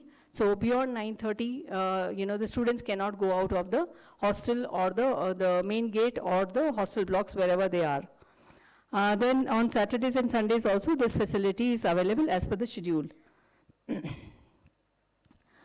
Those who are day scholars and, or even for the hostel students, if they want to go somewhere, there are shuttle buses that are there that go up to the main road, 2 sides of the main road. One is Bengaluru Cross and the other one is Naginhalli. These are the timings for the buses. I'm sure you'll get to know once you're in the campus, but this is more for the parents to know that some services are available in case the students need these facilities. Going on to the Zolo Scholar app, basically all the hostel students need to download this app, and it is not just the hostel students, it is also the parent or the guardian who also have to download the app to approve leaves in the system. This is important. This will also help the parents to be aware of the movements and also the history of the student in terms of, especially with reference to hostel. So there's attendance tracking. So the student is expected to come and complete the attendance protocol at a particular time. I'll get back on that. And this gets captured in the Zolo app. We can get the report from here. Maintenance ticketing. So as Madhu was saying that, one of the hostel block is work in progress, but we are trying to address it as early as possible. And of course, in a hostel of this size, multiple blocks, there could be some issues that will be there. So there's a maintenance tracking system. So it's a ticketing system. Students can raise tickets in this app about the issues that they have with their room or any support that they want, including any medical support that is required. So these things are there in the app. Leave application, yes, the student has to apply, the parent has to approve, and for the first year students, the mentor also has to approve before the student is permitted to proceed on leave. As far as housekeeping is concerned, it is housekeeping on demand. The student is expected to book the slots based on his or her availability and ensure that the room is kept clean at all times. In case the students do not do this, then there will be a time where, we will be monitoring that the cleanliness has not happened, and then the warden will get the room clean, but this will happen sometimes in the absence of the students, so which we would not like to do it. So please ensure that the housekeeping services are booked and you keep the room clean. Yes, there will be a lot of events and competitions that will be, running through the app, and engaging activities for students to participate. Both these, the events and activities, you'll get updates here. You'll also get an update on the food menus that are there. Every month you can actually select your food vendor. Today you have selected at the registration desk, but going forward, this month and next month is going to be the same partner. Next month towards the end, maybe 25th, 26th, 27th, the window will be open for you to select the mess partner. If you are at Blue Dove and you want to move to Chef's Touch, or you are at Chef's Touch and you want to move to Blue Dove, can be done. However, students who are staying in the off-campus hostels, the services in those hostel campuses are only by our Chef's Touch, which has been our long-standing partner, and they will be delivering the services over there.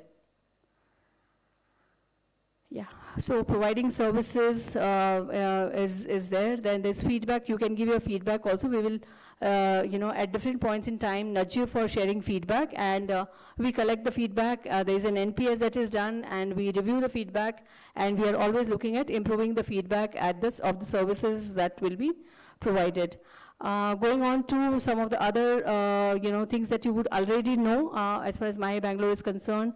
We have outdoor sports, many of these, sports areas that you would have seen, basketball, cricket, volleyball, tennis, 100-meter track, football. We strongly believe that, for the complete experience, academic, non-academic, sports plays an important part, and we encourage the students to participate in the sports activities. Just this week, we have started our marina facility, which is our sports arena, and here also we have in-house, facilities that are there, which is basketball, badminton, tennis, football, then a squash, sauna and steam, and sports gym is there. Recreation facilities are there where table tennis, snooker, and other fun items are, fun activities are there. This is a subscription service, so any student opting for this will be given access for marina. And on the website, you can check the link and you can, join for any of these services. As I mentioned to you, this is a service where, place where multiple institutes are there. And we should be mindful and aware of, the timings that are there, and try to adhere to the timings. Maybe I'll just indicate the timings, but if there is any change, the team from the physical education department and sports will update you. So while we speak about sports, let me tell you, Dr. Rajesh William is our director for physical education. Syed is the assistant director, and Nitin is the admin executive who's managing marina services. So this is mainly about the facilities that I spoke to you about now.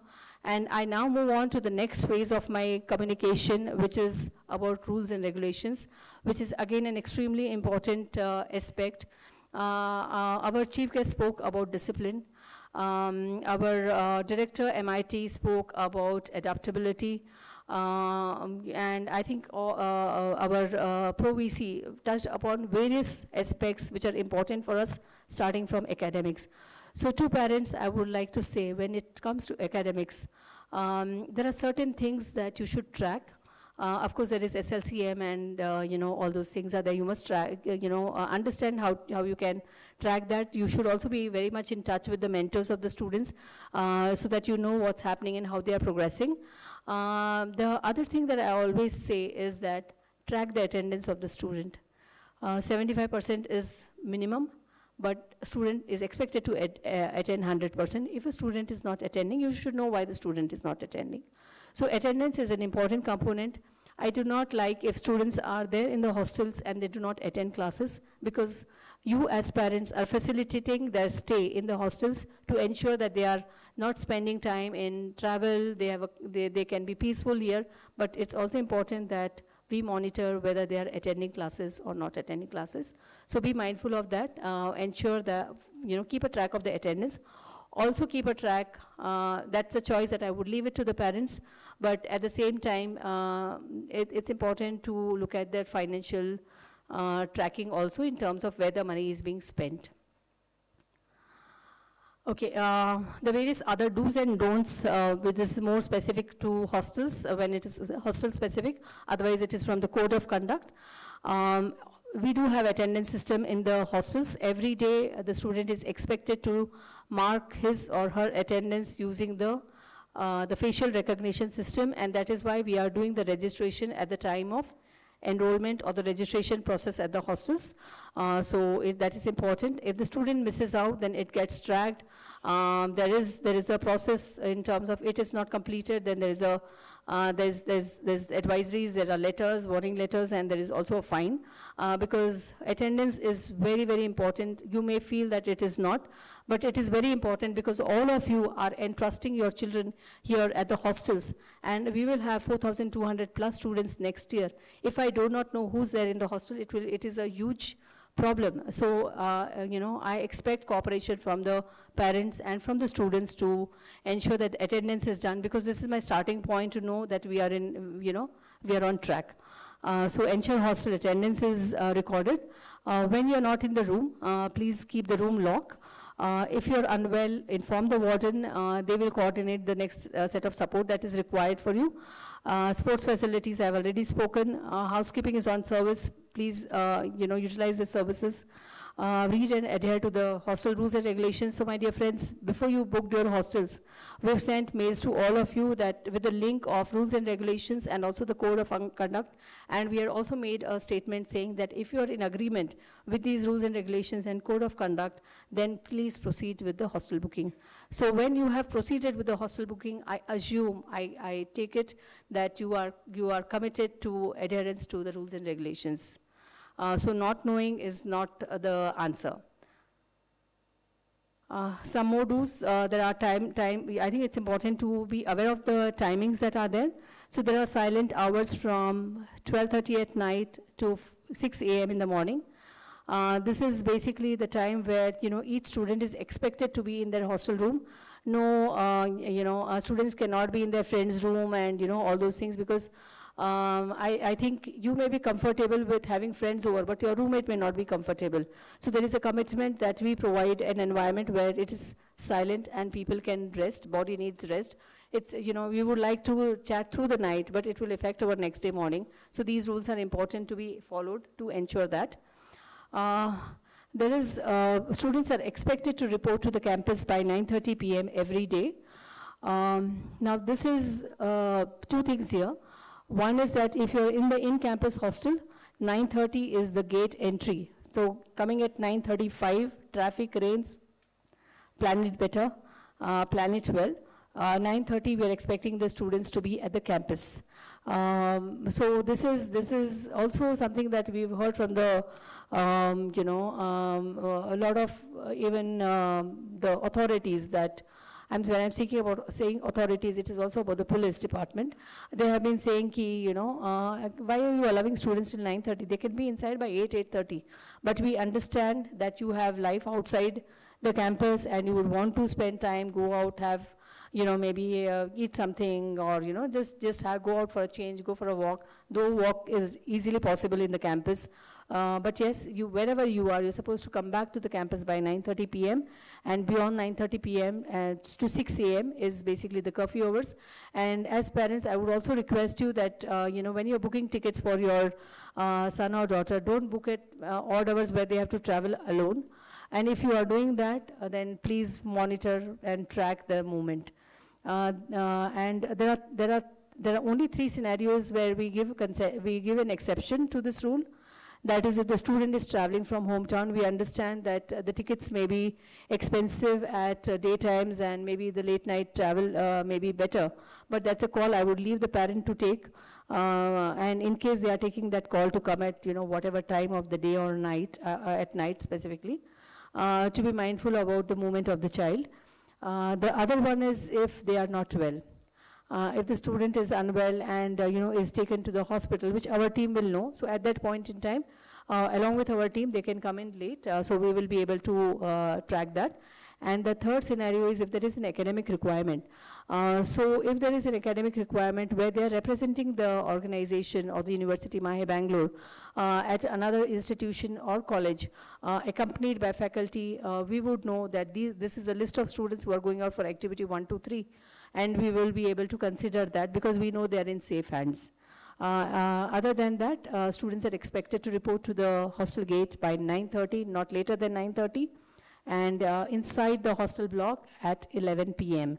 So once they are in the campus, they are in the safe zone area, they can enter that hostel block at 11, and not 11:02 or not 11:05, basically because the attendance has to start and everyone has to mark their attendance. So that's a drill for attendance in the in-campus hostel. One more thing that I would like to say is that there are a lot of students and parents who reach out to us saying that my child sleeps early. So 11 o'clock is too late to start the attendance. So we start at 10. However, if you are inside the hostel block at 10 o'clock and you're marking the attendance, you can't go out of the hostel block after that, nor can any other student who wants to go between 10 to 11 cannot go out of the hostel block. Once you're inside, attendance has started, there is no exit from the hostel block, people can only come in. So from 10 to 11:30 is the attendance time where students are expected to go to the specified identified places where you have to do your facial recognition based attendance. And at the end of the reports, then the Then the wardens check with the leave applications that are there, whether the student is there, not there. No leave application, no student, not able to reach out, student not able to reach out. Parents, we do not know the whereabouts. Then as per protocol, we are supposed to give to inform the police so that they can help us to trace the student. So we wouldn't want to get into that panic modes. As parents, please be also mindful that the leave approval process for the first years is student has to apply, a parent has to approve, and then the mentor has to approve. To expect the mentor to approve at odd hours is not fair. Also, we have to be mindful of the fact that weekends are there. People may not be immediately sitting next to their systems to keep on approving leaves. So, of course, emergency is a different environment, but planned leaves can be definitely planned better. Those who are in the off-campus hostel, there's no concept of entry to the gate.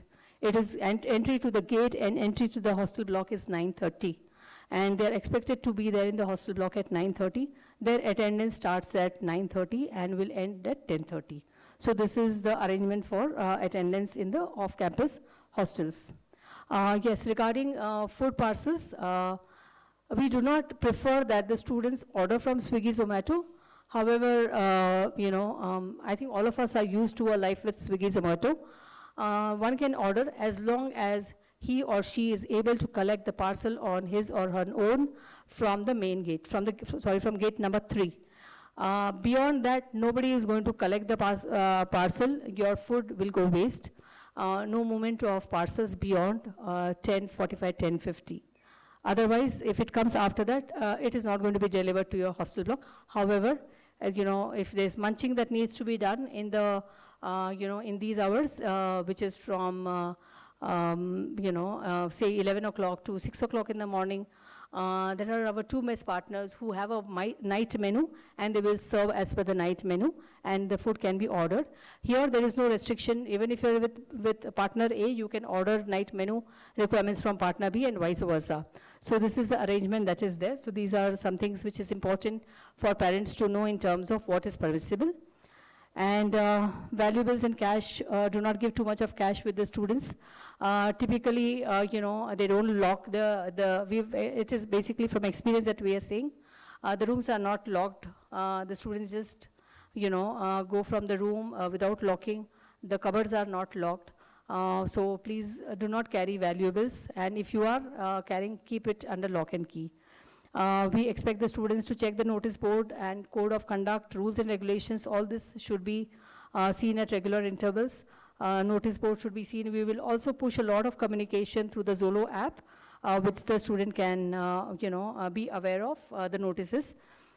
We will do audits of the rooms. I must mention here, when I'll come to don'ts, that a lot of things are not permitted. If any of your child is carrying those items, I request you to please ensure that you collect it back and take it back from you. Otherwise, it is going to be confiscated. Corporate, and then as far as, corporate during the audits, dress appropriately. We have got guests in the morning who spoke about what is the expectation that they have when student completes their academic commitments and comes to corporate. So obviously one of the most important aspect that we have in mind is that we are preparing students for a corporate life, for a corporate culture. It could even be entrepreneurship. It could also be, anything that you want to do. I think it is important to be, be aware of the dress code, the corporate dress code, and follow the same while in the campus and also while representing Mahe Bengaluru or MIT for any of the events outside. It's not just during the placement time, it is required at all times because we need to build that culture, and that's where we will build a great organization.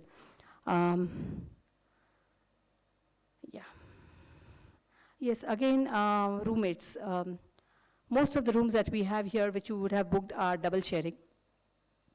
First time you will be, meeting a stranger. You will be sharing the room. I think T.M.A ma'am also touched upon this. You will not have an idea who your roommate is. You're just getting to know the person. Habits may be different. Sleeping times may be different. Completely different lifestyle they may be following. And finally, you're also sharing a washroom. So hygiene habits washroom habits, washroom etiquettes are extremely important. This is the last conversation that I want to have in my office, that I have a problem with my roommate, flush nahi karti hai, or things like that. So, but these are actual ground level realities of the hostel.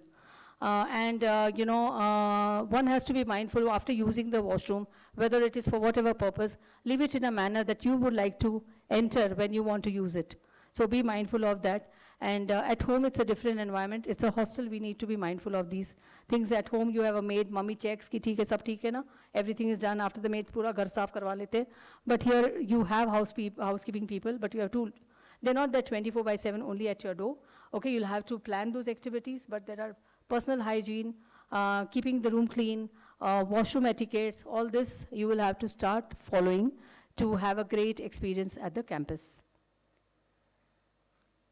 Maintain strict discipline around the campus, behave politely, respectfully, empathetically to everyone, not just the authority. It is also a lot of support staff who are around, who are helping you to have a great stay at the campus. Institution, in addition to the general, code that we have for dress code, the institution may have a separate dress code that they may expect. So please ensure that that is followed. Obey the instructions of the faculty members. Students are expected to carry identity card at all times. The security may stop you and ask you for the ID card. Please do not transfer the ID cards to friends coming from, wherever it is. Security is smart enough, and they will catch. And this goes as a huge disciplinary issue where, it's considered as proxy. It is considered as intentional mischief, and there are tough guidelines on this if a student is found indulging in this. Then keep themselves aware of the rules and regulations. I spoke about it.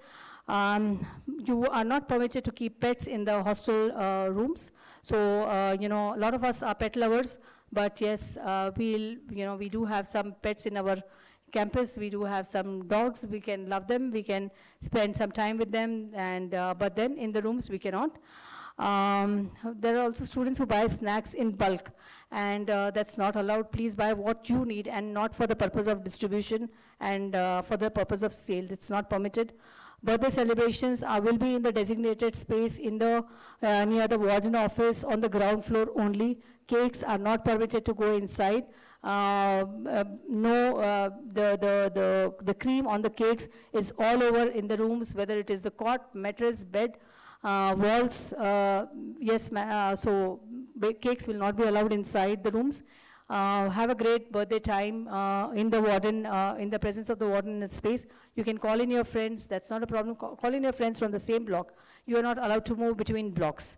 So call in your friends from the same block and you can have birthday. And of course, till 11 o'clock you are outside. You can also do your celebration over there. But once you are in the block, you will have to maintain the decorum. Also be mindful that there may be some people who may have already gone off to sleep and making too much of noise on every day somebody's birthday is going to be there. So it is, we have to be conscious of that fact also. So that has to be followed, and that's specifically the reason that we said your silent hour starts at 12:30. That means you do your cake cutting at 12, and then 12:30 wind up and be in your room. No cooking is allowed in the rooms. Lighting lamps, candles, burning crackers, not allowed. Keep electrical appliances in your room is not permitted. No kettles, no iron box, no induction, no egg boilers. Anything and everything that you can count is not allowed. What is allowed is basically your laptop, your chargers, your mobile chargers. You can keep a table lamp because if you want to study late and the other child wants to sleep, there should not be a disturbance. Your table lamp is allowed. You can keep your personal items. That means an electric shaver. A boy can keep. Electric shaver can be kept. Your hair dryer, hair straightener, those things can be kept. Beyond that, if you are carrying anything, please ensure that the parents collect it and go. Audits will happen. Our people will pick it up, and we do not want to have uncomfortable conversations around that, and it will be confiscated. Please ensure that if the student is already carrying that, collect it back and while you leave the campus. Yeah, I think this is our basic financial discipline. Credit card or any card numbers, do not share it with anyone. Be mindful of the social, and the cultural values that are there. It's not just about Karnataka, it's also about people from different places that they are coming. Be mindful of that. Damage to university property and assets, I think that's something that all of us know should not be done. I already spoke about keeping valuables, do not permit that. Permitting proxy, dummy roommates, allowing day scholars. You have a friend from, you have joined for hostel, but you have a friend who was not in the hostel. Get her inside, get him inside. No, day scholars or any other guest who are not the authorized hostel students will not be permitted inside the hostel. I think ours is it's important for us to save energy, save water. These are good practices that we can definitely follow. Then misuse of fire or lift alarms is not acceptable. Now, just for mischief, just for fun, you press a fire alarm and the whole fire system, the team that gets alerted and they're running to find out where is the problem. I think that's very unfair, and tomorrow when we have a problem, we will not know where to begin. So please do not misuse these alerts that are there for your safety. Do not take your, basically the fire extinguishers that may be there. Do not play with them, do not misuse them, do not remove them from their, points that are there. Do not, waste those things. They are there for your safety, they are there for a purpose. And we expect students to get freedom with responsibility, and then we have a great time together. Otherwise, there will be, constant conversations that will be there, which can be avoided. Do not allow hostel block students from other hostel blocks to enter. You are a hostel student, other student is a hostel block, you are in another block, the other one is in another block. You cannot move between blocks. Changing of roommates without formal approval. So a lot of you, at this point you do not know, who's your roommate. After joining, you'll say, oh yeah, this was my school friend, this was somebody I know, my aunt knows, my cousin knows, can we be together? So firstly is, are they from the same institute? We would prefer that. Secondly is that all the people, all the parties concerned have to be in agreement. It's a mutual swap that is possible. So we will be rolling out that form and then we can look at from that perspective. Without approval, they cannot, move, because attendance and everything is linked to your room number. I cannot write my exam with roll number XYZ and go and write in ABC. It's a fraud. So please do not do that. Allow non-residents and day scholars to stay in the room. Don't carry items that are not permitted. Indulge in socially unacceptable behavior. This is an academic institution. We call it as a temple of knowledge, and we are not here for moral policing. However, we would like to tell the students and the parents at this forum, saying that we would expect the students to behave responsibly, behave maturely, and in the campus premises, whether it is the hostel block or in the campus or anywhere in the campus, any behavior which is unacceptable will be taken up seriously. While there are 1,000+ CCTV cameras that are there, for the safety, the CCTV cameras can also capture things that we do not want to check. But if it is checked and brought to our notice, there is suspension, academic suspension, there is hostel suspension for a period of time, and there is fine. So we are not here, as I mentioned, for moral policing. You can be great friends, but follow certain decorum that's expected in an educational environment. No teasing, no ridicule, basically treat everyone with respect. Illegal drugs, smoking, alcohol, please don't indulge in any of these things. Cheating or plagiarism during your exams and projects not permitted. Use of mobile phones in the class, library, there are protocols that have to be followed. Keep your, also I want to bring to you certain fire hazards that can be there, which has to be avoided, like keeping your laptop or charging on the mattress, which is a fire hazard, and many other fire hazards that can be there. Be mindful of that. Yes, we have zero tolerance as far as ragging is concerned. So ragging is prohibited, and it is a criminal offense under IPC and Karnataka Education Act. Any student indulging in this will be dealt with strictly. It will begin with suspension pending inquiry, and parents will be informed. There will be a committee that will be formed. The committee for anti-ragging is headed by our Pro-VC, and there are members from academic teams that are there, including I'm on the committee. Also, it is important for us to note that this is serious offense, and the student can also, the student who may be a victim of this can also give a police complaint, and we cannot stop the student from doing that. So fun is fine, but be within the limits and understand the boundaries. I think these are some of the first lessons that you will have to learn here to have your great experience at the campus. So similarly, if you look at zero tolerance for smoking, drugs, drinking, ragging, these are zero tolerance areas where, if you look at smoking, substance or alcohol, possession, consumption, any student found with this, there's a disciplinary action. We have a strong disciplinary committee that is there. Ours is a new campus. It is extremely important that we set our, it's tough for us, but it is important that we set our, foundation right so that we, produce great alum from this place, and tomorrow all of you are proud when you look back saying, wow, this was the place that, I was involved in this, but I'm so great that I got an opportunity to improve, and I came out of those things. Otherwise, you can get into a completely different path, and that's not the path that your parents are leaving you here for. So the path, start with why. Our why has to be completely clear. So that's important. So there are implications which are there. We also have a POSH committee, prevention of sexual harassment at workplace. This also, a student can complain. It can be student, it can be anything. There's a committee that is there that takes care of this. There are other important committees that are there, which is student grievance, internal complaints, ragging, anti-ragging, hostel disciplinary, and mess committee. We also, there's another team that takes care of the student initiatives, which is the Department of Student Affairs, led by Dr. Arjuna. He's the assistant director. We also have Saujanya in this team, who's a student experience consultant, and Ms. Naina. The reason I'm sharing this, because this is a team that works on student engagement. We believe that the extra and the co-curricular activities are extremely important in your overall well-being and support and growth. So they look at this. Now, what you see in this green is basically all the initiatives that this team takes care. The councils are a part of this team. This team takes care with reference to mental health and well-being. And all the things that you see in the black boxes are the engagement initiatives. They'll get guest speakers. They will, who come and speak about the personalities, the attitudes, and the things that are required. Preparing students for various activities, higher education competitive exams, how to prepare and course them. There will be those Mahe Bengaluru reads, knits.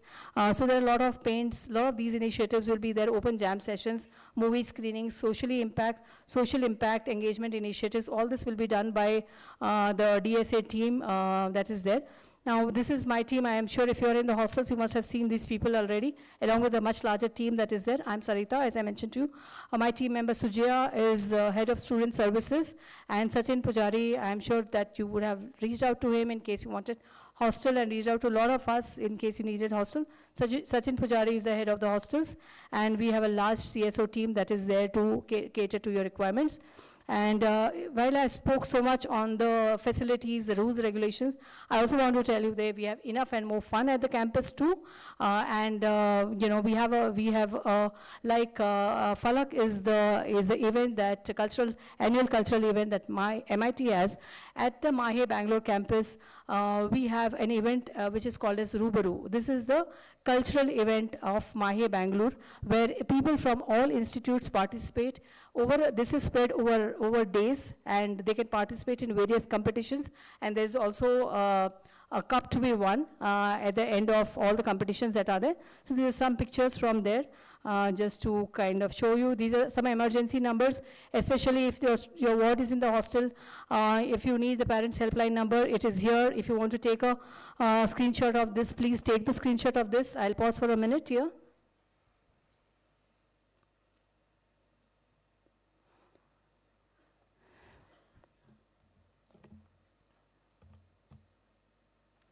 Yeah, moving on.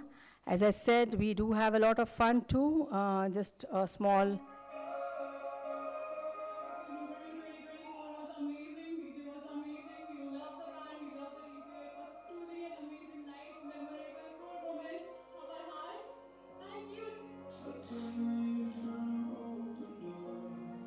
Hoping I found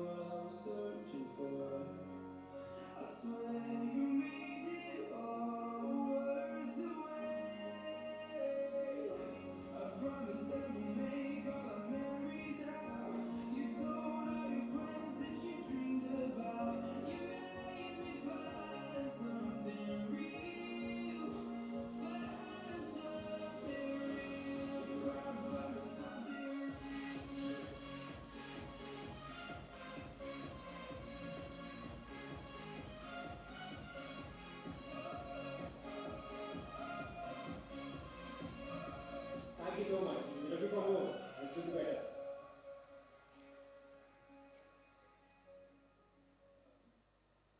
Thank you so much. Thank you.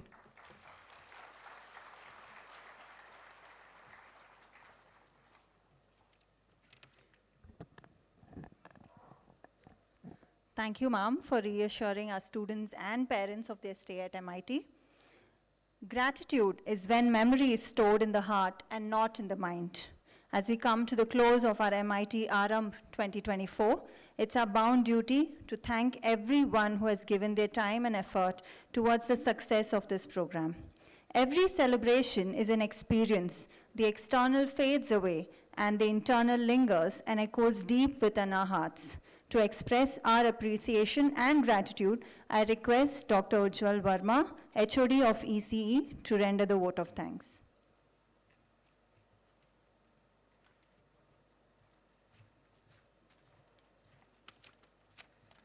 Good afternoon, everyone. As we come to the close of this BTech orientation program, I stand here with heart full of gratitude. On behalf of Manipal Academy of Higher Education and MIT Bangalore, a special note of thanks to our chief guest, Dr. Vinod, whose insight and experience have left an inedible mark on our young minds. I extend a sincere thanks to our Pro-Vice Chancellor, Dr. Madhu, whose vision and guidance resonate with our academic pursuits. Special thanks to our Deputy Registrar, Dr. Raghavendra Prabhu. We are indebted for your administrative excellence that keeps our institutional wheel running smoothly. Thanks to our Director, Dr. Ivan Jose. We owe our strategic direction and innovative approach to education.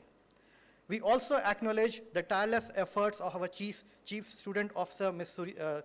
Sarita, and his team, the DGS, the organizing committees, whose coordination and hard work made this event possible. Your strong collective effort have not only made this orientation a memorable experience, but have also laid a strong foundation for our students' academic journey.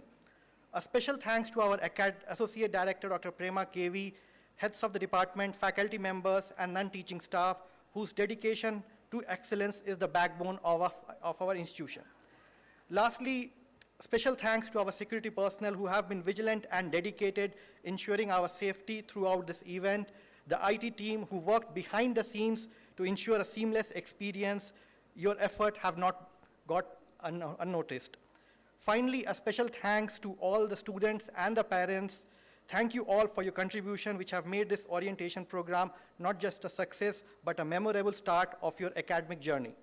As we close this orientation program, let us carry forward the spirit of inquiry and the zeal of knowledge that has been kindled here today. May the journey be filled with innovation, collaboration, and remarkable achievements. Once again, we thank everyone for their valuable contribution and for setting a strong foundation for our future leaders in technology. Together, we step into a new academic year with great anticipation and hope. Thank you. Thank you, everyone.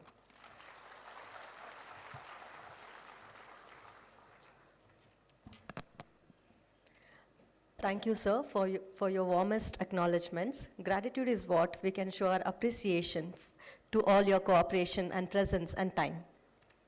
Today, with a deep satisfaction, we conclude that there is no alternative to hard work and dedication, as said by our founder, Dr. T.M.A Pai. What is seemingly impossible can be made possible. Recognition will come sooner or later.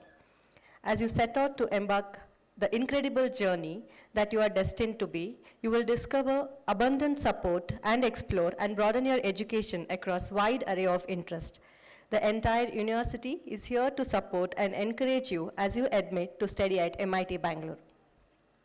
I speak for the entire faculty, staff, and student community on behalf of MIT Bangalore in saying that we are very happy that you have made a decision to join us today.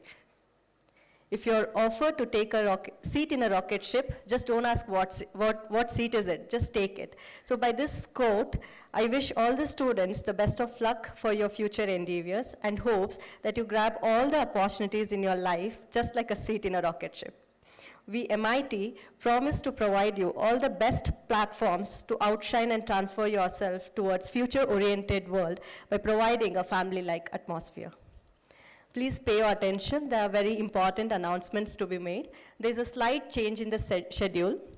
interaction session that is unfiltered rubaru with our Pro Vice Chancellor, Director of MIT, all the faculty members and assistant directors and head of all the departments will be conducted in this auditorium. There is no live streaming outside the auditorium, so we request all the parents, only parents, to please assemble here at 3 p.m. Meanwhile, students and parents can go and explore our campus and have some savories which is kept outside the auditorium, and the faculties of MIT will show you the way to the designated area. We request you all to please explore the campus and meet the advisors and talk to them about your interest and aspirations. I encourage you to go forward in the spirit of exploration and adventure. Thank you very much for joining us today. Before we leave, we have to pay our contribution to our national anthem. I request everyone to please stand up for paying attention to our national anthem.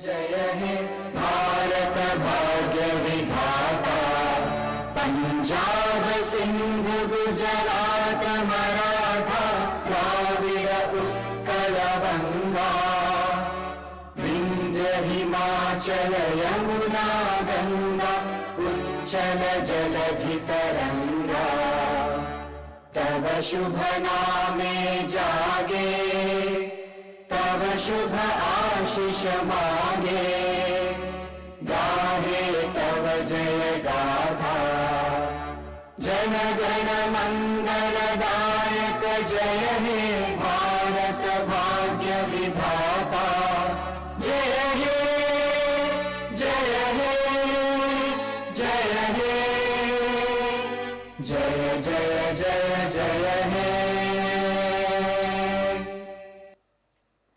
Jai Hind. Thank you all for joining us today. Please have your savories which are kept outside, and I request all the parents to please assemble here right at 2:45 p.m. The interaction session is going to start sharp at 3 p.m. in the same auditorium. Thank you all.